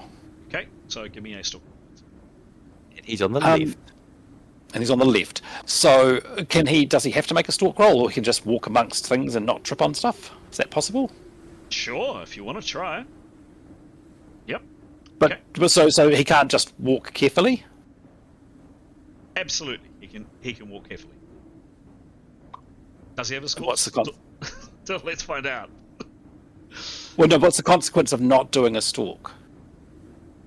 Someone might hear him. Or not hear him. And okay. So here's the question: can he do a? No, I suppose he can't. Okay. I was wondering if it could be a stalk where, rather than it takes it slow enough that it's a matter of not all or nothing. He just doesn't make the distance. Does that work with stalking? Pete, you've been playing this game a long time. You either stalk or you don't stalk. Okay. I thought we talked last time, Chris. Like, there's a reasonable low din of noise. There is. Yeah, and mentions in between games. There's a reasonable amount of low din, and there's also the wind as well. Stalking is a better option, I assume. Yep. Sure, if you wish. He rolled a 42. 42. Okay. Oh. Does he have a stalk skill? He's got a stalk skill of 36. Okay. Yeah, I mean he's not quiet, but he doesn't bang drums or trumpets or anything like that. He gets up to here. He thinks he's reasonably quiet. Askell. I can't. Are you sharing the video? Oh, sorry. Whoops. Thank you. That old chestnut again. I was doing something else. Of course. There you go. Awesome. Sorry. Yes. So he moves up there, and Askell. Cool. So Askell will be going up the right-hand side. Mm-hmm. He will also do a stalk, just to carefully not trip. Yep. You got? I think what I was doing. Sorry, I hadn't popped my screen out. All right. 73 plus 17. It's a good roll. Negative 15. Because Askell's not feeling great. Yeah, you're not quiet, Askell. Nicholas, you kind of glance over and you hear him, but that might just be your own paranoia, frankly. And also, it echoes slightly inside this chamber. There doesn't seem to be any movement or activity from the other side. As far as I see. So you see out, and Askell, you've obviously seen this before. There is a roof on this thing, by the way. It's not on there now, but there is a roof there, and you can see peering out. 2 windows here, one here, one here, and Askell looking this way. Again, window here, and you can probably just make out the second window here. Askell, you've already seen this. Of Yotto, there is utterly no sign. And every now and then you see a head kind of peer out the side of either of these doors and either side of these windows. People are clearly keeping a very close eye on this bridge. Clearly. Nicholas would like to do perception rolls, and he's looking for a he's looking to. Well, I suppose he can see the window he needs to be at, right? But he's supposed to be giving the cue of being visible, so he would be keeping the invisible wall shield in front of him, well and truly. Yes. Yep. So he would step out into to the left of the doors, but where he knows he'll be able to be seen by from the main doors. So he's. So what you tell me? Yep. That view there, sort of. He's very nervous about this. This is not his comfort zone. And then he would like to prepare for 4 rounds. Yes. And then he is going to use the scroll to attempt to cast the spell. Okay. So he has got a 100-foot range, and he's aiming for. Can you just find the description? Just check the range. I'm pretty sure. In terms of what I sent you, and I can't remember what I sent you in between games, is he within range? Pretty sure he is. I think that bridge is 60. 45? 45 across? Yep. Okay. I thought it was less than that, but I thought it was more than that, but that's okay. Cool. Yep. So he's got range to the window, and he's got this great vacuum spell is going to cast a 5-foot radius sphere, so that's a 10-foot circle. Yes. Great. Can you show how big that is? He wants to catch as many people in that first right-hand window as possible. I mean, you don't need to show me unless Okay. Yeah, unless I need to make the decision exactly. So that there is that's 8 foot. That's Okay. That's 10 foot.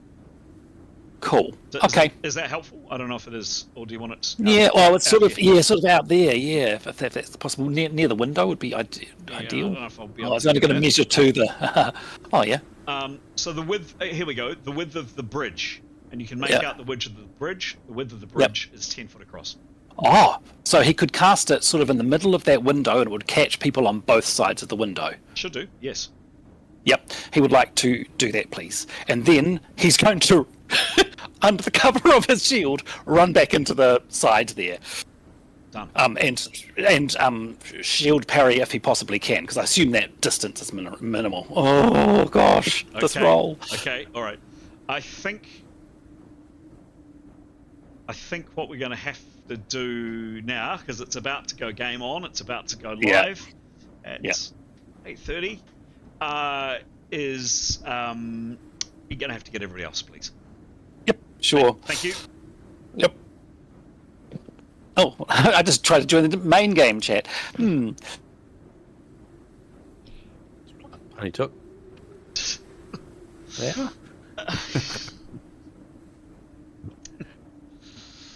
Have a big drink, Chris. Yes. Yes. Marvelous! Hooray! Hooray! Welcome back, everyone. Nicholas, you and Askell are invisible. You have moved up. I'd like to go back and speak to other characters, please. And can you please tell me? Obviously, you can't see either Askell or Nicholas, and of course, Yotto, you're completely oblivious to this because you might be dead. For everybody else, well, people know. But can people tell me where these other characters are? Please? You know my character too well, Chris. So Severin was going to try and explain the kind of arrangement and say that it would be good to pick up the two shields on the way. Mm-hmm. So he'll run that arrangement past everyone. Okay. In terms of because Hara doesn't have a shield, he thought Hara and Askell could use the shields. Obviously, three of our people have now gone up front, so I'm hoping he'll be right about picking up the shield. As we... Yep. Let's have a look. He's a bit jittery. Your friends are where? He says. Just can't see them. Yeah, well, the ones we made invisible. So there's three people, and they've gone up ahead to make some mischief. Okay. And then I wondered whether if you took Hara, if you headed up your four, and Askell heads up our four, we could go up in two lines, one party on one side, one party on the other. Yeah, so I'm not leading, says Hara. Okay. I mean, there's three of our people ahead who are leading. Where would you like to go? I'll follow you. You tell me where to go. I'll follow you. But you want to carry this big shield? Sure. The only thing is, to carry the big shields, obviously it makes sense the people carrying the big shields go in the front of the 8 of us. 3 have gone up ahead, but in terms of the second group, it makes sense if we put the 2 shields together as we progress, obviously. Okay. What about her, he says, pointing at Tanya. Or the big woman. Yep, so, the big woman could take it, yep. Obviously, she's a healer. So she might come in handy. We don't usually put her on the front line. Tanya, and I wondered, Tanya and Mika could keep their hands on their missile weapons. That might be handy, so they can fire at the windows as we go. Okay.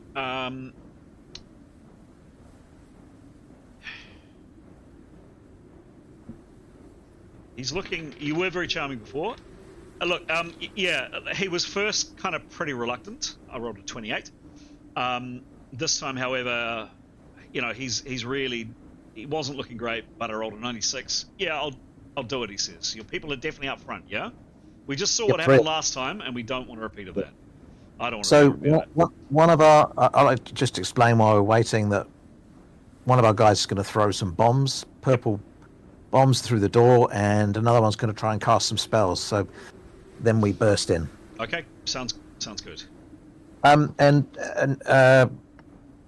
Severin would then just like to prepare and then hold for a few rounds, and then activate his totem. Okay. Essentially, when he hears the call.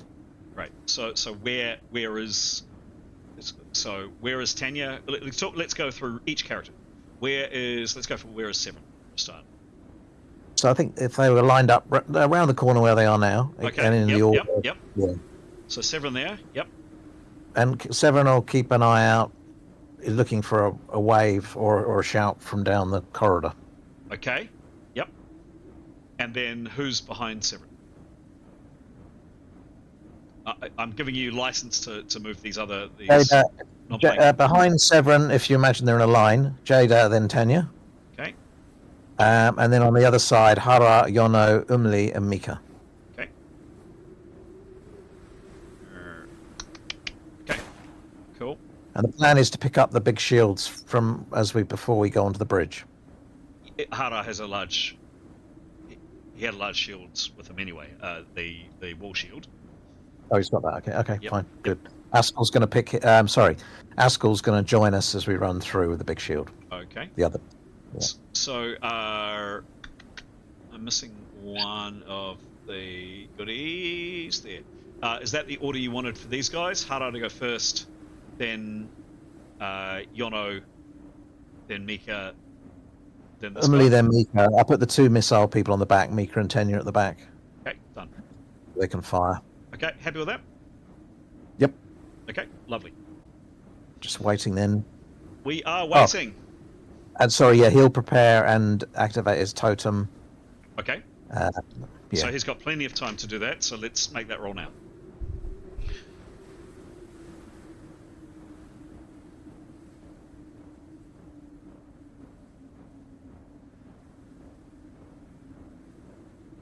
$100. 100! Hey! Someone give him a round of applause. Nice. Bit Bit of a waste, that one. Indeed, but all good. The spell is now activated. Done. Speaking of spells being activated, the GM has been poised like a hawk, hanging over the battle music all evening, and maybe, just maybe, we might be good to go. Pete, you're the boy to kick it off. When you're ready, Pete, no pressure. You've done full preparation. You've got a shield up, a wall shield up in front of you. Give me a roll, please, Pete.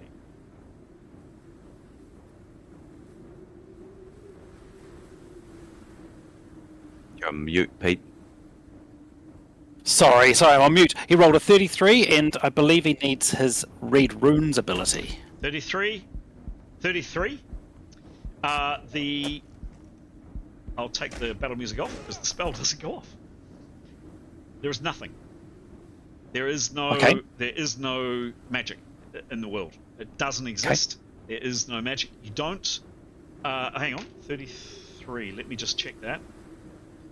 Let me just check. I think you might lose spell points. Just give me 1 second. For the initial roll. On the initial roll, between 11 and 50, the power points are lost. Pete, I'm sorry. Oh, there are no power points on this because it's off a scroll, correct? Yes, correct. Done. Okay. But yeah, you're just poised, ready to go, and nothing. Can he prep and go again? Sure thing. Getting very, very tense. Getting very tense. Give me a roll, please. Oh! No! 18. 18. That is a spell failure. Oh, does he get to add his read runes a bonus, though? Because of a scroll. Does not. That is a failure. Ah, blast. And he does turn visible at that. Yep. So roll again. So downwards. Yeah. So I'm really sorry, Pete, but that is a spell failure. It's an attack spell, so it's one of the more serious ones. And I am going to start the combat music because you are now visible and you are now a target. Yeah.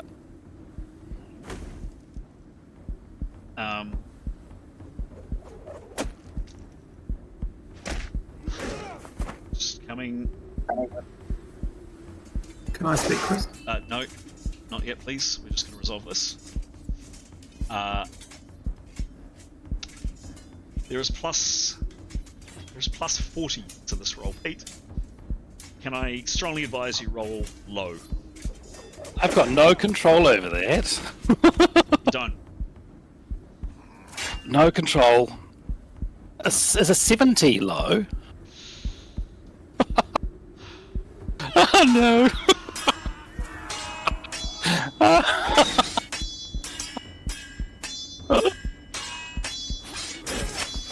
Why did it have to be the 70 which failure's the high one? I wanted that to be the spell roll! The game is afoot. Spells strays and travel to a point 20 feet to the left of the target. Do you want to see where 20 foot left of the target is, Pete?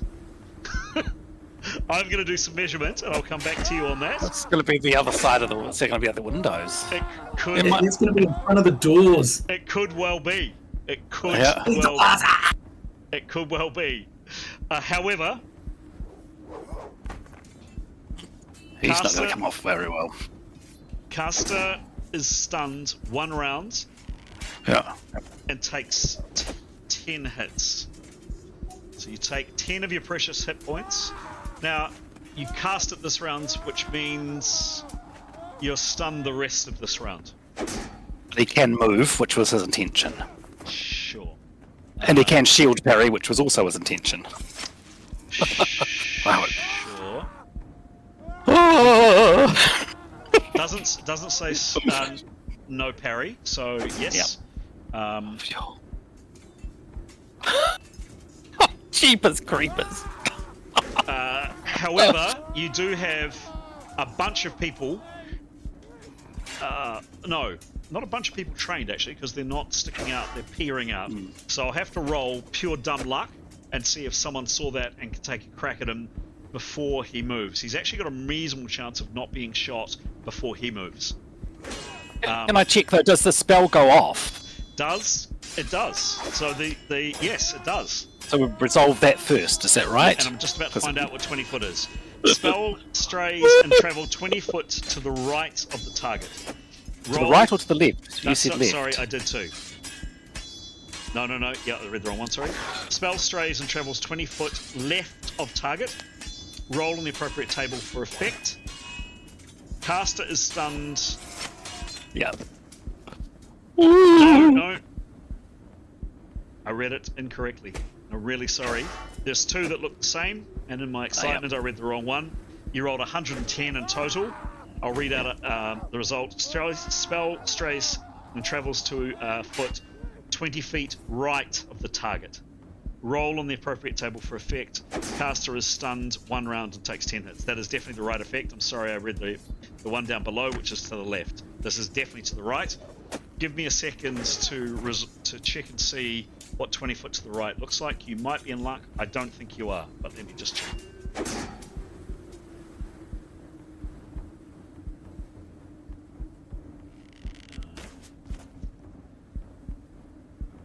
me just see. So you were going for the center of that window, correct, Pete? Yeah. Okay. Oops. There's Crossed. 20 foot. Oh.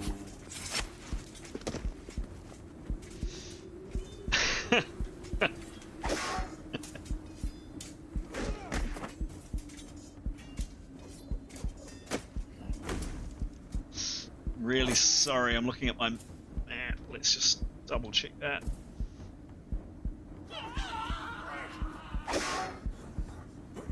Center there. 16, 17 foot. 20. No, I'm going to say center of that. You get to roll an attack roll. I don't actually. It's Okay. Shall I read the spell? Sure. This is a scroll he's had from I think the very beginning. It's an 11th level spell. Great Vacuum 1. As Vacuum 1 accepted, it delivers a D impact critical in a 5-foot radius. Okay. So no attack, he just gets a D crit on whoever's in that radius. Okay, cool. So I'm just doing a little bit of finagling here.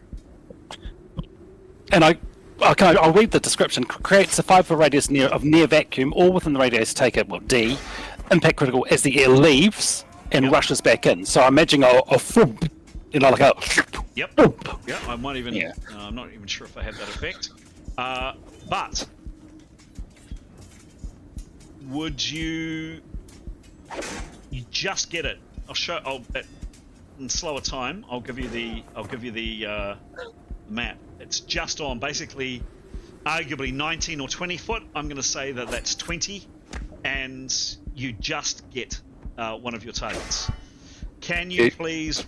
Well, don't thank me. It's the map and it's the rulebook. Can you roll? Yeah, up to you if you would like to roll it, or I can. How do you mean? Well, the oh no, I'll roll it. Yeah, give it a roll. Yeah. Yeah, 79. 79, that's a good roll. And it's an impact, you said? D impact, yep. D impact. Impact's nasty, right? Impact is nasty. Impact is very nasty. Oh.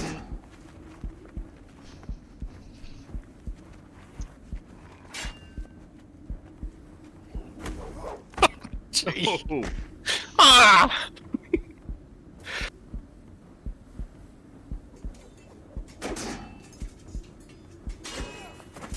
So 75? 79. 79. Oops, next one down. Yeah. Okay.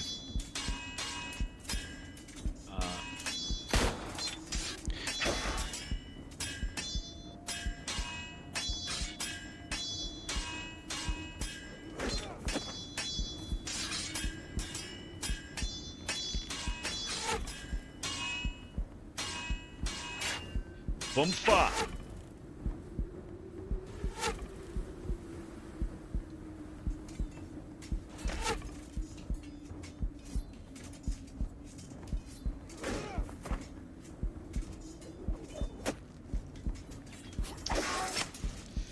Crunch.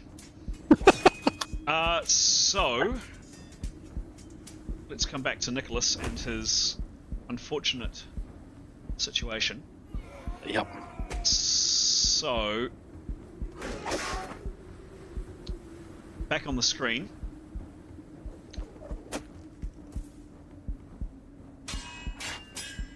You hear a scream of pain from. You were aiming here, but from over here, someone yelled out. It was very, very loud, very loud. Nicholas, you are instantly visible. Now, I'm just thinking this through in my head. Had there been people standing right there with weapons trained on that space, you definitely would have got shots against you. People are peeking out. They're peeking out reasonably regularly, several times each round to check. What I'm going to do is I'm going to roll a D100. I'm going to say you have a 33% chance, if I roll 33 or under, someone happened to be looking at exactly the time that Nicholas appeared before he moved, and because they have higher initiative than you do, because they're waiting, prepared, with loaded weapons, they will get to take a shot. If I roll 33 or under, you could be in trouble. If I don't, you're good, and then you can move in your stunned state. Does that make sense? Absolutely. Yep. Cool. Exclamation mark R space D100. 33 or under, and you're in trouble. Above, and you can move away. You're fine. Yes. So Nicholas, you're now visible, and you step back here, correct? Yep. With the wall shield angled over him, so he's safe as he possibly can be. No. Ah! No. Come here, Nicholas. No, not over there. Not over there. Not over there. Not over there. All right. Oh, no! This thing is so touchy. All right, done. Nicholas, you're there. You're in. Awesome. I'm not going to move you. You and I both know that he's in and out of. He's out of range. Cool. Okay. So we are into a fight.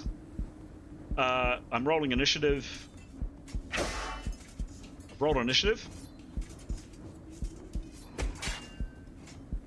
What we're going to do is truck through Yotto, you are waiting. Actually, in that round. And I'm going to do this. Initiative. Yotto, I'm going to give you plus 50 to initiative because you are waiting with missile weapons, ready to act. And others might have missile weapons ready on the string to fire at a target this particular round, potentially. Alright. Initiative, rolling. How about that? Yotto is indeed the first person in my initiative straight after rolling. Yotto, you are in position. You want to throw where you are. I'm going to put your counter back on the map. This is going to look very dramatic. You've just seen a scream and you've seen Nicholas appear. Oops. There we go. There we go. That's tricky. And don't want to give too much away, so we'll put Yotto there. Not in exactly the right position, Giles, but let's go with it. Ooh.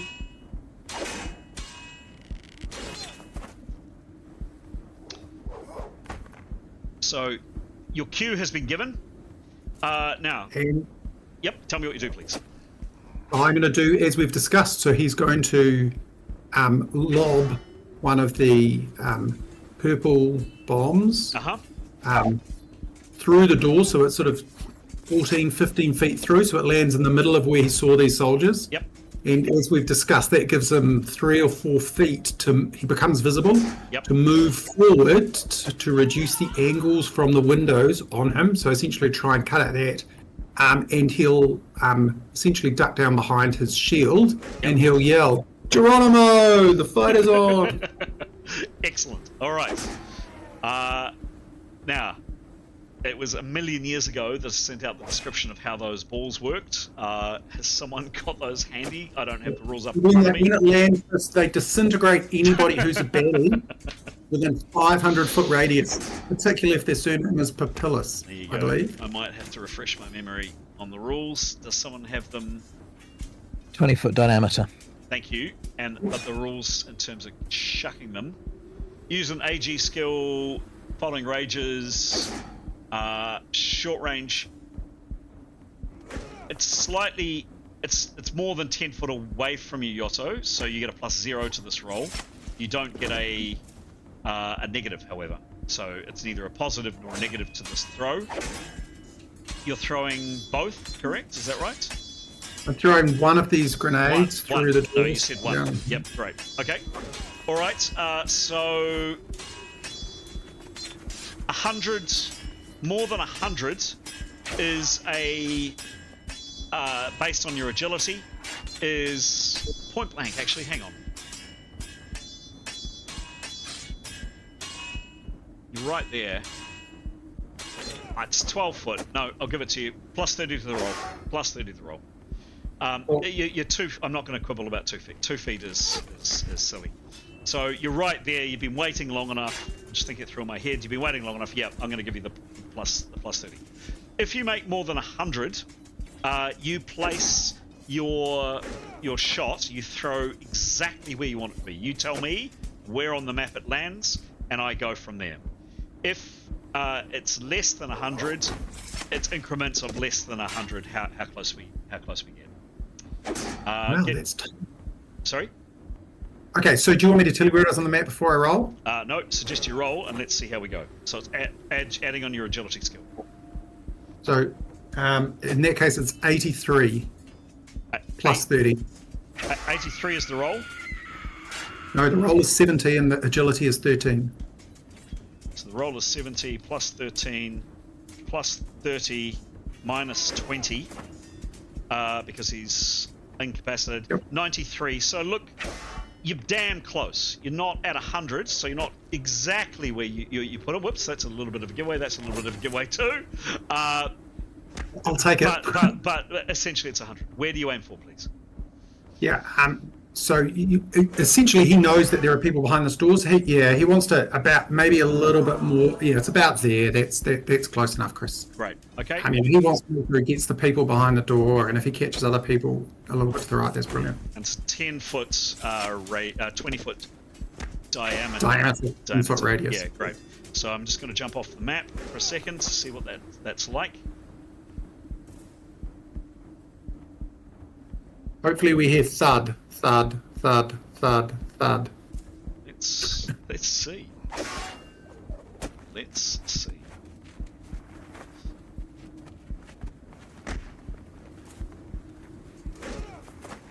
So you're throwing it there, and we said 20 foot, so that's...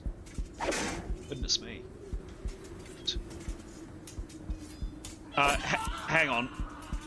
I always get diameter and radius mixed up. Radius is the center out, so it's a 10 foot radius, right?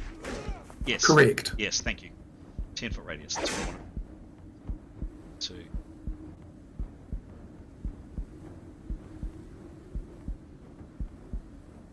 Alright. I know exactly how many are affected, and definitely some are.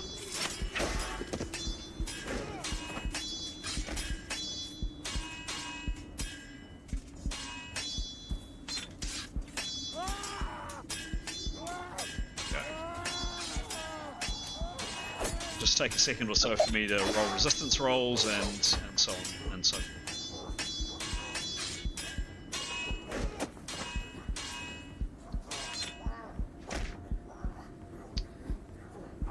Okay.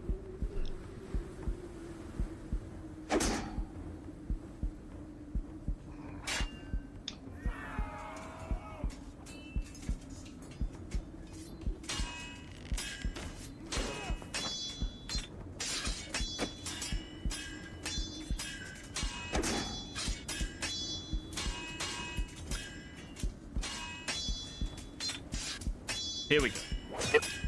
Lovely.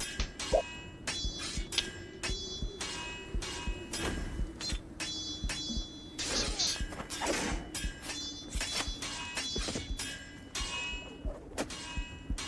This is what did I say? I said that level.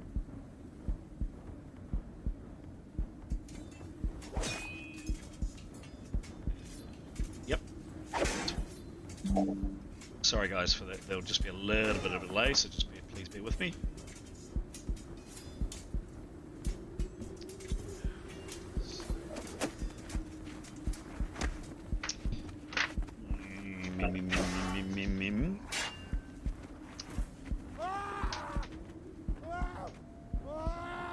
Okay, that versus that.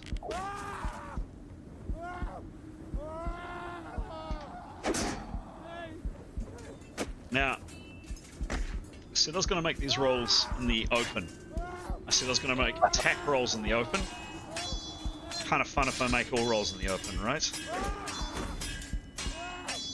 Yes, no, thumbs up, thumbs down. Yes, absolutely. Yeah, I want to see him. Okay. Yeah, for sure. It's nerve-wracking though. Exclamation mark R space D100. Okay, it's the first one.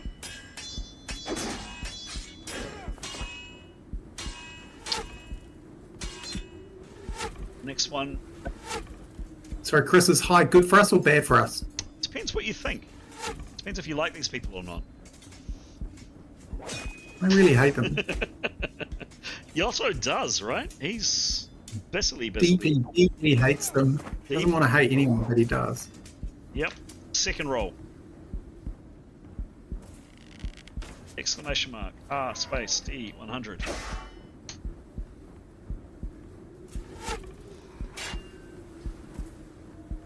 These are resistance rolls, aren't they? These are resistance rolls. Can they be, what are they called? Blindfolded or something? And then third and final.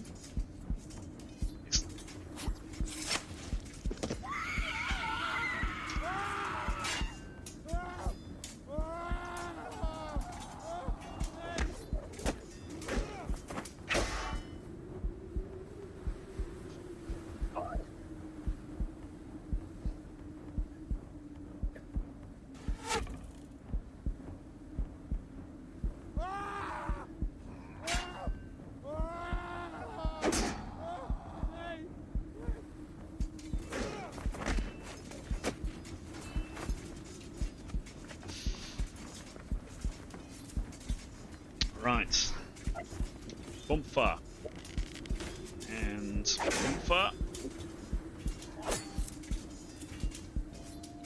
Yotto, we are back on the screen. You hurl one of these balls with all your might. It explodes, and there is this gout of purple. And you hear choking and spluttering from inside that cloud, and cursing really, really foul language. You move a smidge forward to about there, as we discussed. You would estimate, Yotto. The map isn't going to play ball, but you and I both know that you're a little bit further up those stairs. You would estimate there you are safe from the line of fire. You have your shield in front of you, and you bellow out some really, really weird words that no one's ever heard of before, but basically the fight is on. That is your action that I'm aware of. You have... So your action to throw is 50%. Your movement is negligible, so you have 50% action left, and you have your shield up. Are you doing anything else with your 50%? I should have asked. How much of his action will it take him to get another ball out to throw? To get another one out to throw. Yep, it's on your little sheet of goodness. Yep. Yeah. Sorry, I'm still at work. Yeah. One from belt pouch is 20%. That's it. There you go. There's your answer. In which case, what he's going to do is use opportunity action, full, what do we call it, shield defense or something, in case he gets attacked. Yes, shield parry. And his opportunity, thank you, his opportunity action will be, if he's not attacked, Yep. he will switch action and take out another ball. Done. Thank you. Thank you very much. That is Yotto's action. Askell, you can see Yotto. Yotto has just appeared and has tossed the ball inside. Next to act.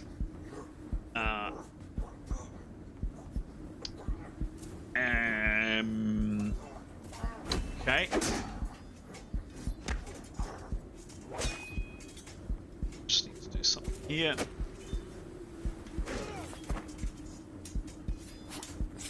Okay.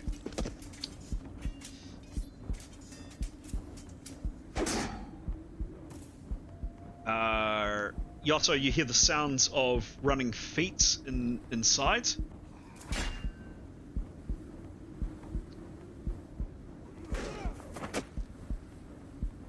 Jada is next to act. I'm assuming she's moving with the party with Severin and etc. Tell me if otherwise, please. Correct. She's at the back. Lovely. You can hear. She just remind she had picked up a shield. Yes, I've got that. Thank you. Yep. Okay.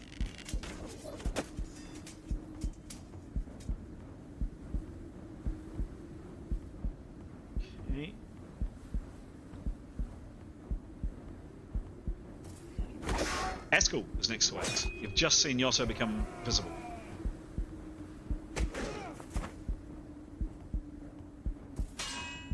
Askell would like to call back to the rest of the group and just say, game's on, fight's on.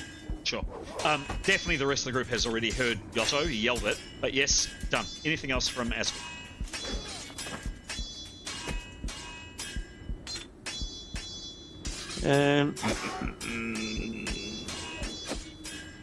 I think he'll just say, I'm on the right. Okay. By the door. Yep. Okay. Done. Yep. And he's basically going to wait for the group. As soon as they start moving forward, he will move forward with them as well. Okay, so he's kind of glancing over his shoulder and out this direction. Correct? Yep. Okay. So he's definitely wanting to remain in front of the group. Yes. When they get, I don't know how far they can travel if they next, but he would move ahead of them when they get close, so he doesn't get bumped. Okay. So whether that's a hold an action till they go through. Yep. Done.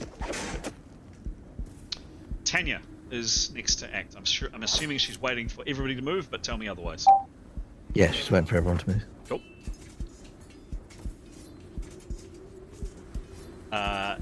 Severin is next. So he'll obviously move with the slowest member of the party, but he'll call out advance, and when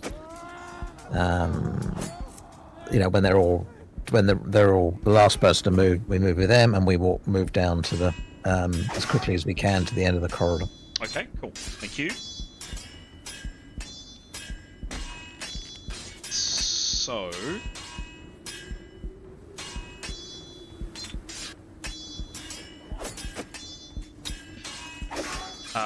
As quickly as we can is a run is a what, please?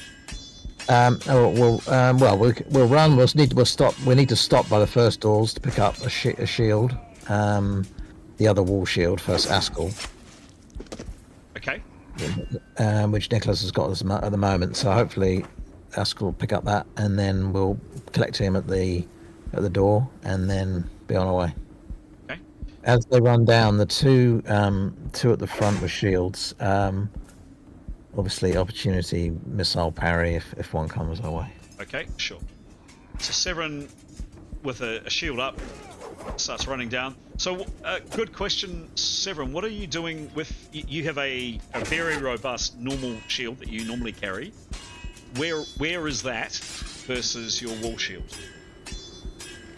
So I have a wall shield. Hara's got one of the wall shields, and at the moment Nicholas has got the other one. Yeah, true. Yeah. Got it.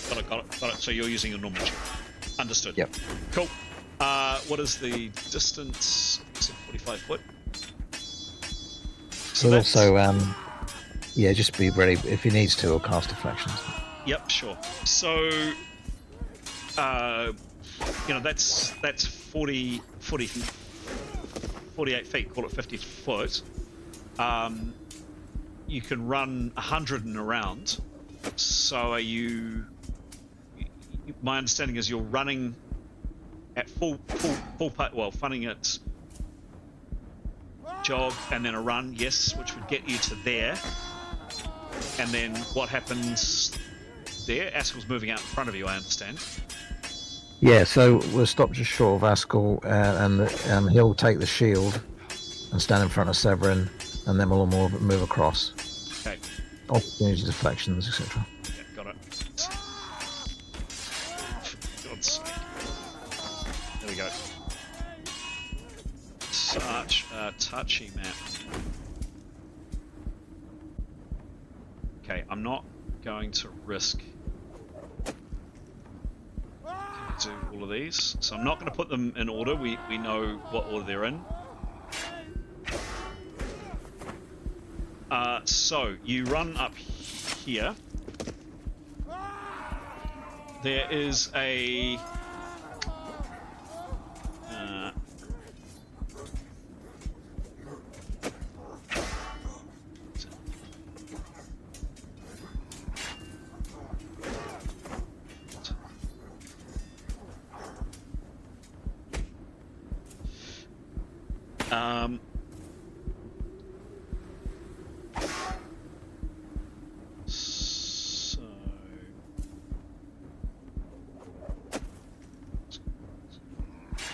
okay. Right, good. So you get to... sorry, just a bit of mental gymnastics from the GM. Askell, you've seen these people running up in front... Oh, no! I always seem to have trouble with Askell's one. There we go, look at that! Hooray! You're moving out in front of them. What's that? They're running. If you run, Askell, you'll become visible, of course. So you know. You can jog at 1.5 speed, but you can't run. What's your plan? I think he'll just run. He's gonna. Okay. If he jogs, he'll get bumped into. He'll become visible. If he pushes off the wall, he's likely to get bumped into. So I think he'll just run forward to the right hand side of Yotto. Okay, great. I'm not going to ask now in the docs I sent out before and the stuff I sent out before. I said that somebody could. What did I say about moving across here? Just need to refresh my own memory.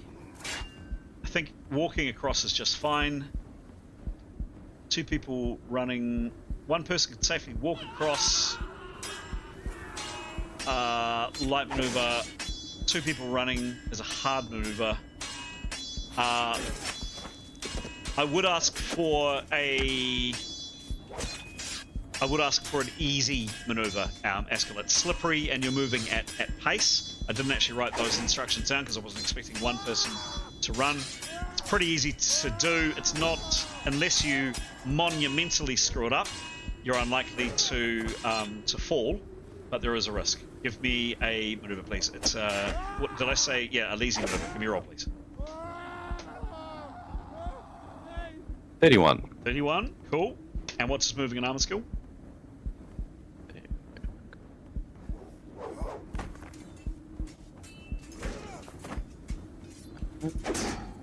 +4. +4, brilliant. 35 on an easy. Look, you slip and you stumble a little bit, Askell, but you make reasonable. You get all the distance easily. You get up to where Yotto is. I'm not going to risk moving your counter, but you race up. As you do so, Askell, 2 things happen. Firstly, there is a from the window as Askell runs forward. And I said I was going to roll in the open. Here is the very first ever. What do we want to call it? Devil Dust attack on you guys? Exclamation mark R space D 100s. Coming at you, Askell. It's a flank attack. That was a poor. What did I do wrong? So what did I do wrong? Exclamation mark R space D 100. Here we go, Askell. Try it again. Cross your fingers. 89.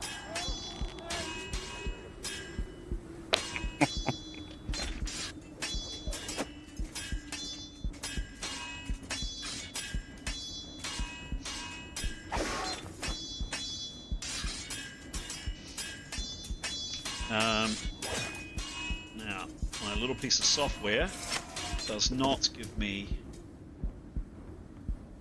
stats for muskets. Okay. So I'm doing it the old-fashioned way. Now, this guy is injured. He has a significant negative to his roll.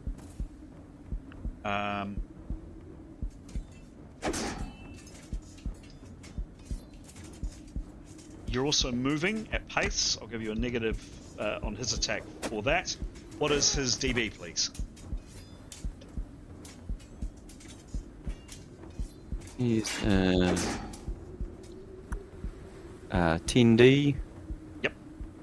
No, his DB. I should have it. I've got it on my system. I just don't have it because I'm doing it DB? the old-fashioned way. Yep, DB 20 without shield. Got it. So minus 20 off that. Okay, and he's 10. Here's the result, Askell. 15 in a B. 15 in a B. Could be bad. I'm gonna roll the B.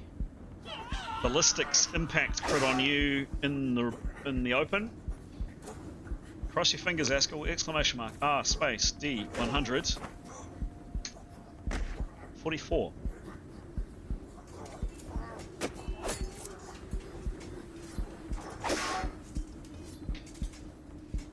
Arrgh.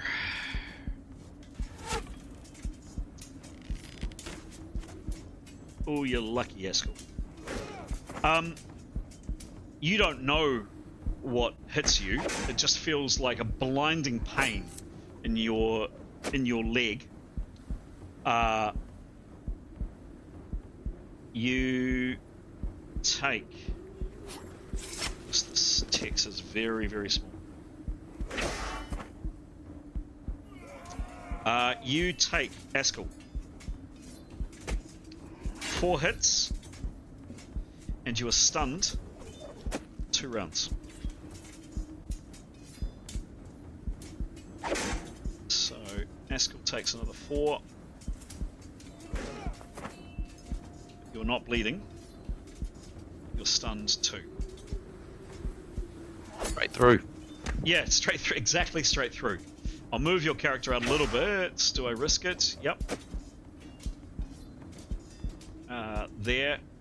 I'm going to say that's where he stopped with a musket ball. You don't know what a musket ball is, but he has stopped dead center in the bridge. At the same time, there is a thunk. And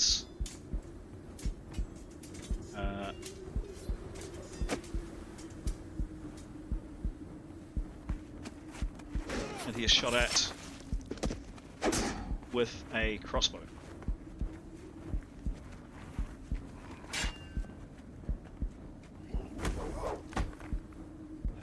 There is no penalty, bonus, or minus for range. I'm going to roll it in the open.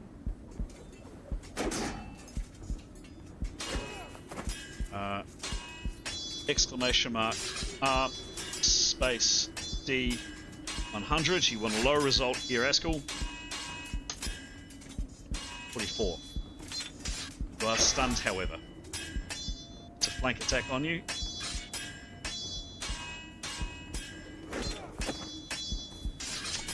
Uh, 20 dB. That's a 20 and a D puncture.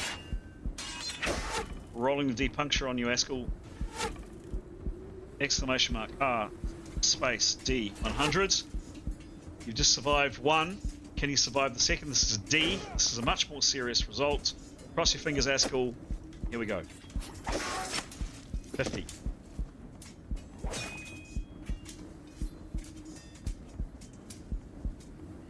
Boomfa. Strikes you in your side. You're stunned and able to parry next round, and you take another 6 hits, Askell. So you're now stunned. Stunned 3 rounds, stunned no parry, next round for 1.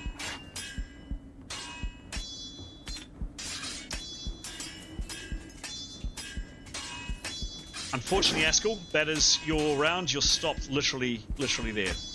Behind you, Severin and company, you see Askell standing in the middle of the bridge. Severin, what do you do? Well, we won't. We're only slowing up so Askell could take the shield. So now I can see Askell. There's no point slowing up. So we'll just go across the bridge, I guess, in our formation. He'll prepare a deflection spell. So he's obviously going in formation as much as we can. So with the other guy next to me, whatever his name is, with the wall shield. So we'll move together through the doors. Severin will keep a lookout on the right-hand windows, and if he sees a gun being fired, then he'll cast deflections. And I imagine, and he'll also use his shield to parry. Yep. A missile parry, opportunity missile parry, and then move across the bridge. So you can't obviously prepare an act to cast deflections. It's an instantaneous spell, I believe, isn't it? That's it. Yeah, I just wanted to declare that I was ready to use it. Yeah, got it. Cool. All right. So running across this this bridge, as described with Askell, walking is completely safe. There's no risk of you falling if you wish to walk. If you wish to run, as you've decided to do, however, Askell is in the way. Oh, yeah, no. He's going to have to walk across the bridge. He's walking. Okay. Yep. Yeah, but he's going to walk in formation with the other. Okay. 7. Yeah. Okay. So, had he run as he planned, he would have been able to easily get in 1 round and a maneuver roll to get across here. He would have been able to get to Yotto. Because Askell is because he is slow to a walk, he has run this distance, and then he is going at half speed this distance, which means he gets to Askell, and that's the end of his round. So he can't run he's already traveled this distance by a run. And he So what would so if he kept running, what would there be the maneuver he'd have to do? Yeah, sure. So, I said, okay. So going back to what I posted previously as a bit of a, yeah, here we go. I would say, I said previously, 2 people walking across the bridge is a light maneuver. 2 people jogging at 2 abreast across bridge is the medium. Askell's not moving. I would say it's a medium maneuver for Severin to run, pushing past Askell. If you wanted to try to jog past Askell, it'd be a light maneuver. And where would a jog get me? Yeah, this is where I need your assistance. So he travelled at a run from this corner, 50 foot. You tell me how much further he can go, please. Run is double, so he's got, he can, if he kept running, he'd make another 60 feet. Yes. So, yeah, he'd make his way across. If he was jogging, is that 1.5? Yes. What's that? 40 feet? No. 40 feet? No. 45 feet. 45 feet, mate. 45 feet. So he may as well jog, because the bridge is about 45 feet long, isn't it? Let's just check. I think it is. What did I say? I think you put in the chat it was 45. Was it? Yep. Okay. Yes, it is. I have in my head it was 60 for some reason, but you are right. It is. So, great. So he's going to try to jog across, which is, what did I say? Is a medium maneuver. And there's no formation on here going on here?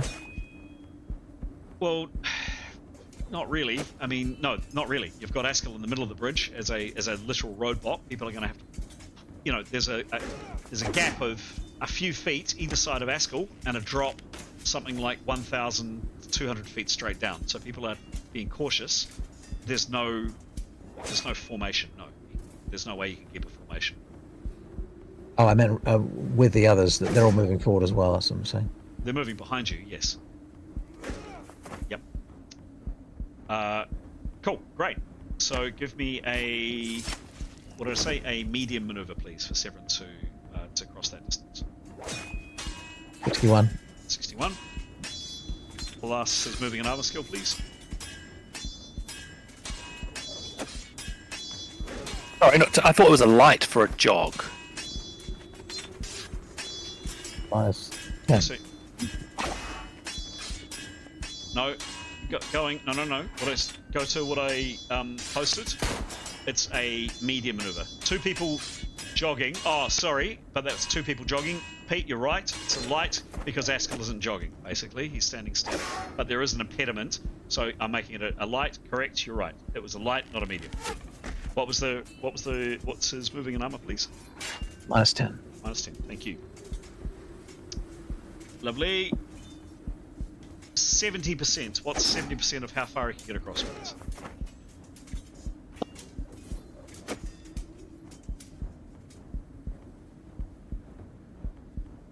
Um, 41.5 feet. Okay, he's basically 41. there. He's basically there. I'm not going to chance luck and try to put him on the other side of Yotto, but Severin, you're there. With no musket fire or anything around you. Next in the line, I'll roll for the NPCs in a second. Next in the line is Jadar. What's Jadar doing, please? Well, she's just at the back with of the group, the column. So she's She's just following along with the group. Like, okay. Well, I've actually I was told she was there. Anyway. where she was at the back. Oh, after Tanya? I don't think we have a screen, do we? Oh, sorry. You don't. Apologies. Would I put it back? No, I don't think we can run in formation, Anthony. Yeah, but she was at the back either way, wasn't she? I was told she was following Severin, but you tell me.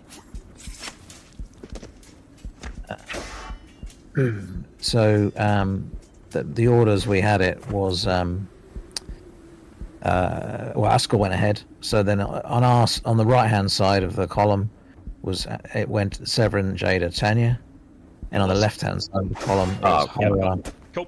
Yono. Got it. Thanks, Graham. So yeah, Jada was next. Give me a roll, please. Assuming she's running. Up to you, Anthony. Yep. If she's following everyone else, if everyone's running forward, then yeah. Yeah, give me a roll. She got a 13. 13. On a light, based on her agility, what is that, please? Don't have her sheet. So can't tell you. I've got it. Oh, just give me a second. Agility is 18. Thank you. Same as Severin. So Jada is a little bit. Oops, wrong guy. Jada, you're out. I'll move the counters in a second. You're essentially a little bit behind Severin. The last character in your party to act and to move is Tanya. Assuming she's doing the same. Yep. Great. Give me a roll, please.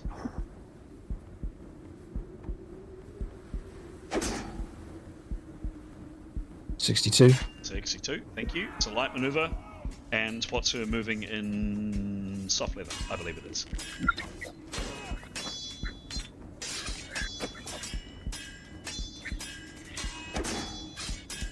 Plus 22. Say again, sorry. Plus 22. 22. Thank you. Lovely. I think that's going to be good. Yeah, she's absolutely fine. She travels the full distance. She does have people in front of her, but yeah, she gets as far as she can. And I'll move counters up in a second. I just want to see how your allies go. You've got 4 allies. Really, I'm just interested in... I'm going to roll a 4d100. Basically, I'm not going to focus too much on the NPCs. Really, what I'm interested in is a number less than 25 or a fumble. So, exclamation mark R space D100. Oops, not even 4 of them. 4 D100. There we go. Why didn't that work? Oh, because I forgot the R. Exclamation R space 4D100. Here we go. Oh, we got a 15. So 1, 2, 3. This guy here, he slips. He's heading across in the blood. He doesn't fall, but he basically makes lousy time, and only gets a smidge past where Askell is, and unfortunately that impedes the archer directly behind him as well, crossbow. So these two, he tries to go around him, he can't. He's indecisive, and there are 2 just past Askell, kind of frozen in the bridge. That's where we're going to begin next round. Chris, just gotta use my opportunity action. Oh, yep. Just a second. 1 sec. Yes, Yozo, you were... Out with the next grenade of purpleness. Cool. Done it. Yes, you've done that. Done. Okay, I am going to just adjust the screen, adjust some counters, and I'll come back in a second. Hey, Pete or Graham, does it change my opportunity action that I'm ready to throw a ballistic missile like it did last time? So I should tell Chris that. Yeah, you were throwing in your second bomb, right? Yeah. Good. Gosh, you're onto it, Giles. Go. I've actually eaten today. My brain is working. Because I would have forgotten that opportunity. Actually, I'd be like, "Oh, your next round." So I'm impressed you. I'm impressed. I remembered too, actually. Yeah, and your initiative bonus. So yeah, nice one. If that applies.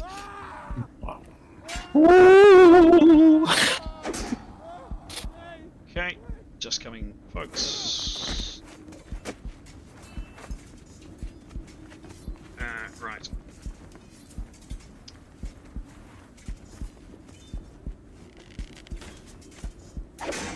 this is going to be a little bit messy because we have counters kind of left, right, and center. So just with me, but we're kind of.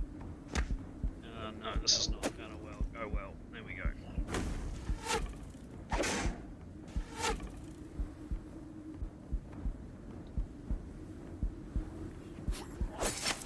He had issues. And chips out of there.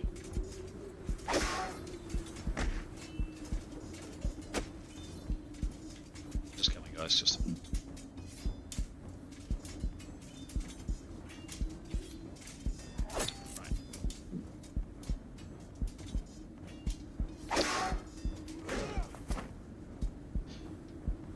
Yeah, that's a pretty good.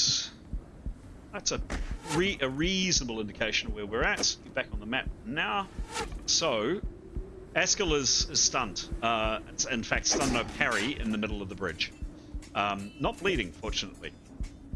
This chap here slipped and stumbled and basically just didn't make much in the way of distance. He basically nearly tripped and nearly went over the edge. He didn't. But as a result, the crossbowman behind kind of had second thoughts. Is he going this way? Is he going this way? And he ends up here. He's basically next to Askell on this bridge. This guy's a bit behind. Nicholas is in the doorway. Counters aren't letting me line things up the way they should. Yotto, you're a little bit further up. You're basically up here. Severin, you're basically giving Yotto a back massage. You're right behind Yotto. Jada right on Severin's back, and Tanya right behind too. So you're all very, very, very close to each other. That is the end of that very, very, very, very long round. Going initiative, I did ask for bonuses on initiative. Yotto, yes, got it. You took out a ball last round, and we're rolling initiative, and we're off. And oddly enough, Yotto, you were first to act. Rinse and repeat, please. You bet. So, toss it and roll. Toss and roll, yeah, please. Yep. Oh, toss and roll. 57, not quite so good this time. 57 plus what's 13, I think. I did give you the 30, 13. but minus the 20 because you're not feeling your best. This time you roll, and I'm going to take it off the screen just for a second.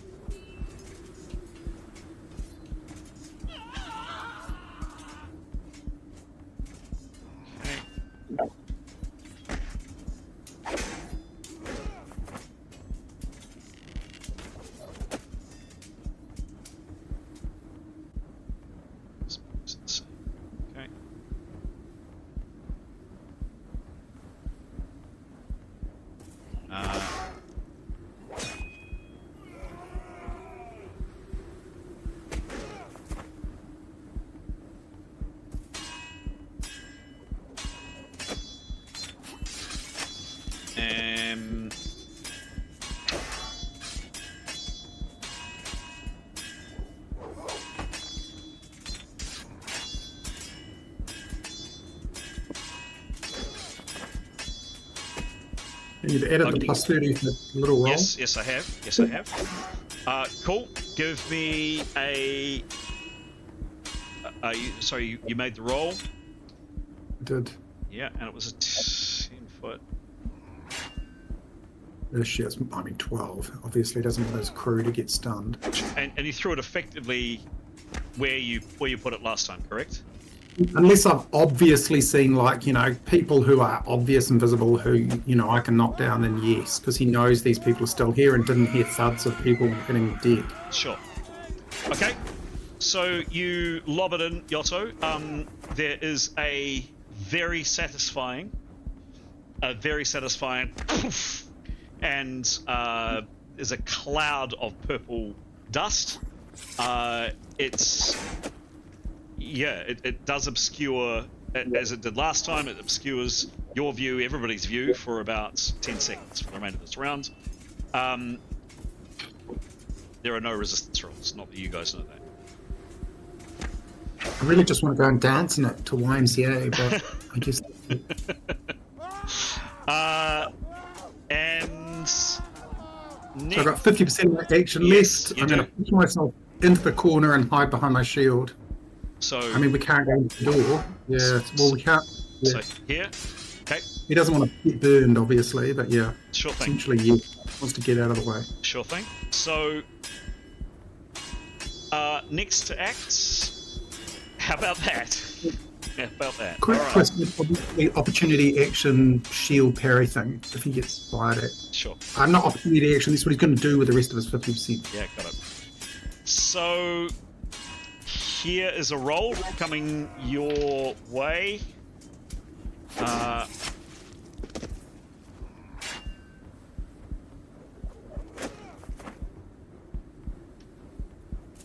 Oh.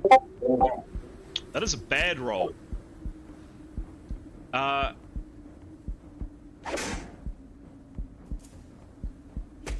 There is a... Yeah, not a good roll. There is a gout of more purple smoke that come out. It kind of billows out of the doorway. Some of you that are close enough just see for a second, just an absolute smidgen of a second, the remains of one of these, exactly what Yotto's been lobbing. A second one of these explode here. You think that if it was better aimed, probably would have aimed it about here. It didn't. What it does affect is the closest people. It's Yotto and Hara in a cloud of purple dust. Had it been a better roll, that could have been really, really, really bad. It was not a better roll. Can I please ask for Yotto to make a poison resistance roll? Can I use my YMCA dancing skill? It's you are what level, please, Yotto? Level, I think it says 8 here, but I'm sure he's level 9. I'll give you 9 because we haven't put him up because I'm a nice GM. Do you want to know what you have to beat? Yep. You have to beat a 57, Yotto. So roll And that's roll the dice and then add on your poison and I just seen you roll. Do you get a negative 20 to resistance rolls? Just let me think. It doesn't matter. He doesn't get there anyway. What do you roll? 16 plus 30. It's not enough. 16. Yotto, you collapse on the ground. Where did you say you moved to? Over here? Yeah, the corner I might fall off. I guess that's a possibility. Go on. You want me to? I don't really. I want you to at least take a swing at one of the baddies. What's a? I'm gonna say there is a chance of you falling off. I think we need to have a chance of that happening, but I don't want to make it a big chance. I'm going to say there is a 10% chance. I'm being very generous there.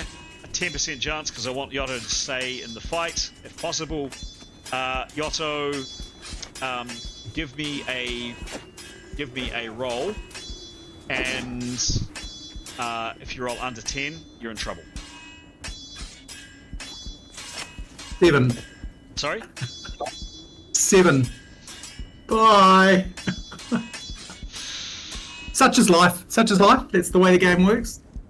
It's The warrior mage curse. I tell you what. Yep. Such is life. I'm going to listen to the rest of this, but that's the way things roll. I'm really sorry, Yotto.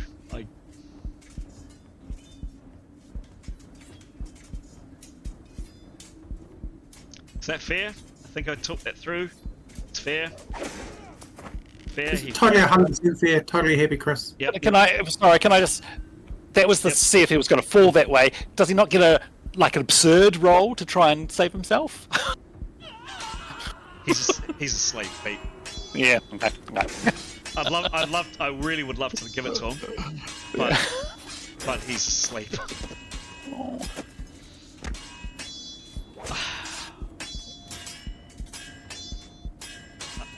Yeah, I'm sorry. That is.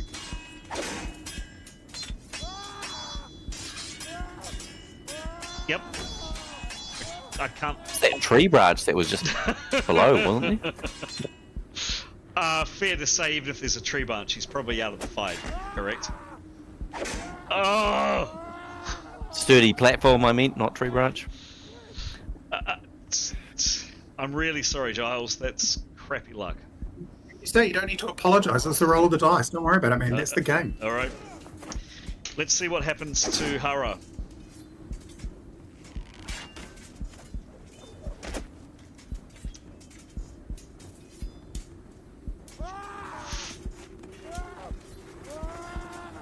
He needs to roll.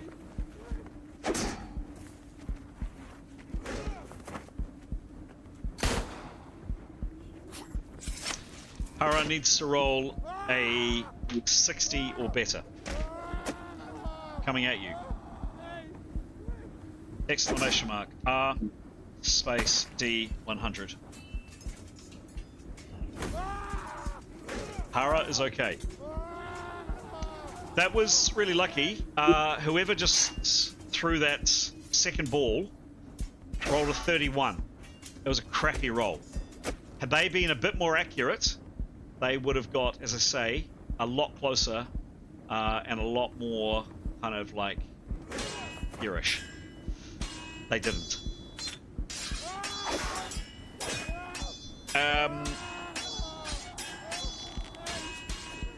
Next to act is this guy. He moves up.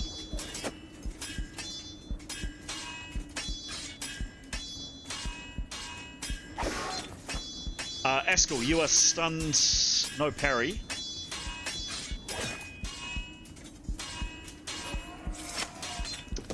For this number of rounds, the target may not attack. They may not parry. Normally, DB due to quickness, shield, etc., is not affected.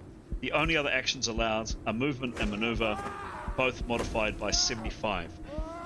So he has 25% movement. He's obviously very shaky on his feet, Askell.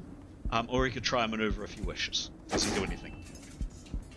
Askell would like to dig into his super tight pants and pull out a stun berry. Done! Done! He reaches into his super tight pants and pulls out a stun berry. Recover from about pouch 20%. Yes, you can take that, and you are now 1 round less stunned. He would also like to look towards Giles and do the old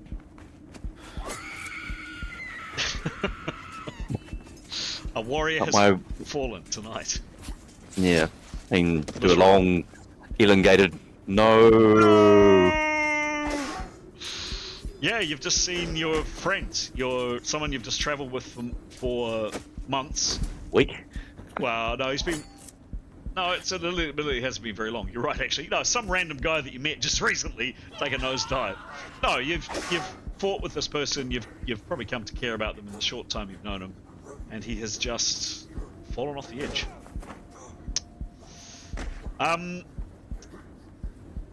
That was all you could do, effectively, Askell.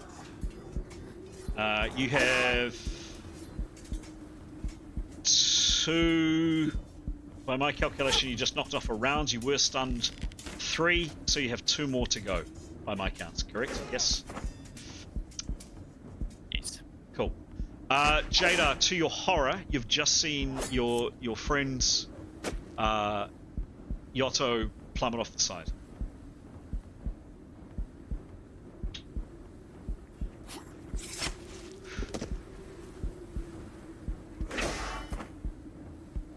Hello, Jada.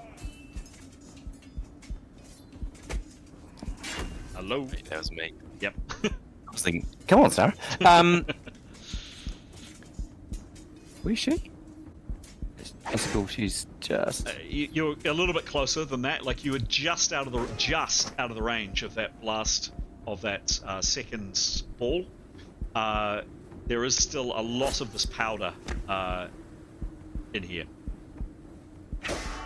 I think Jada would like to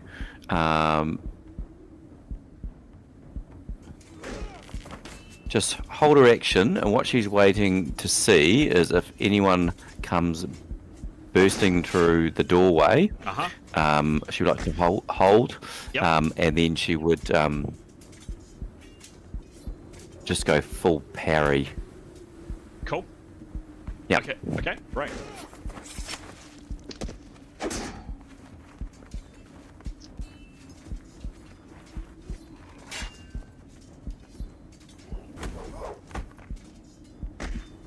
Okay. Micah, with his crossbow, moves up.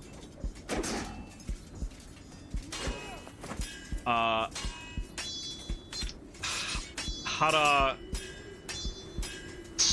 takes...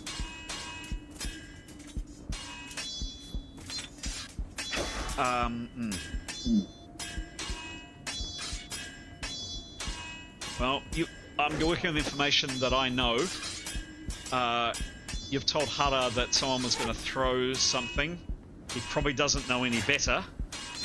You haven't told him... Would he? I'm going to make an intelligence check for Hara, whether or not he would run in or not. High is good, low is bad. Exclamation mark. Space. Did he notice someone falling off? He may have. Yeah. That'd be a big clue. Yeah, he may have. Yep. Let's see. You guys know the situation. You know what's happened. Has he come across this? You've got no idea. You don't know what it is. He doesn't know what experience. Let's just see what happens. High is good for Hara. Low is bad for Hara. 24. He doesn't rush in because he's noticing the rest of you don't. But he does move up and starts coughing and spluttering and takes a step back.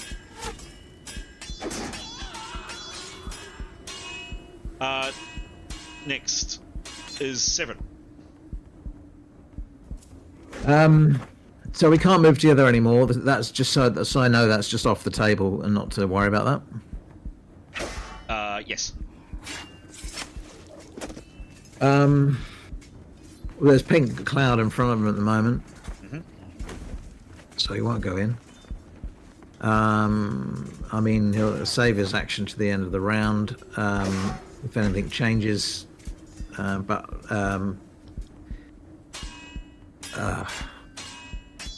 What can he see? Purple. Give me a perception roll, please. Well, before the purple, I mean. Yep.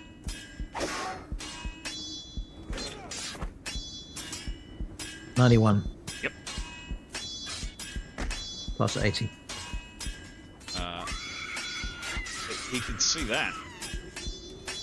He can see at the far end a table and chairs. He can see some bodies. That's what he saw seconds or so before Yotto threw the second ball in. And now all he can see is purple. Yeah. Well, on the next round, he'll suggest that they... so there's no possible way he can say to Hara, we walk together through the doors next round. That doesn't work, or... You could say it, sure, yeah. Well, I'll say to Hara, let's charge next round after the smoke has cleared together, and the rest of you behind. Okay.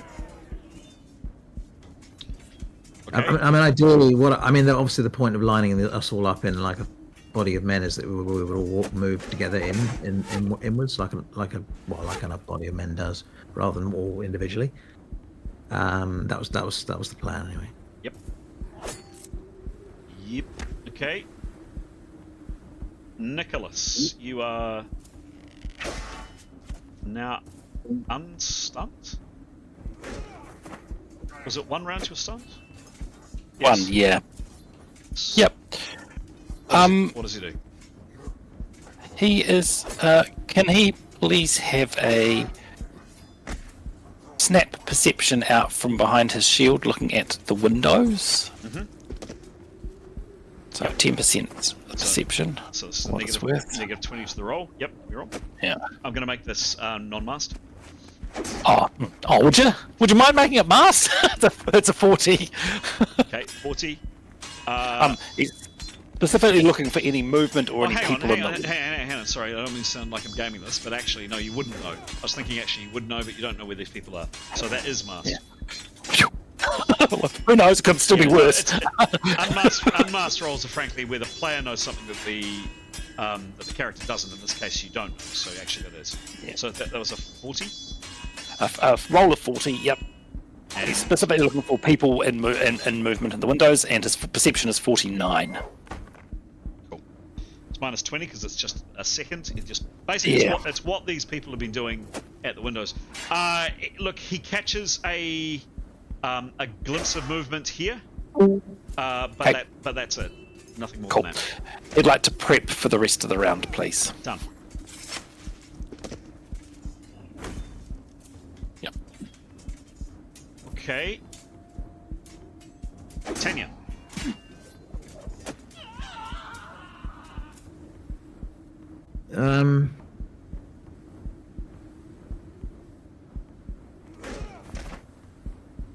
Can she find a target? Either through the doors or the windows? She can't. She can't. Certainly can't find a target that way. And don't forget, she's not actually there. She's much closer. She's, all of you are much closer than you actually are. She doesn't have an angle. That said, no one has an angle on her that she knows of. She can't see them. All right. Well, hearing what Severin said, she'll whisper to the others, "Okay, we barge in on the next round." Cool. That is the end of the round.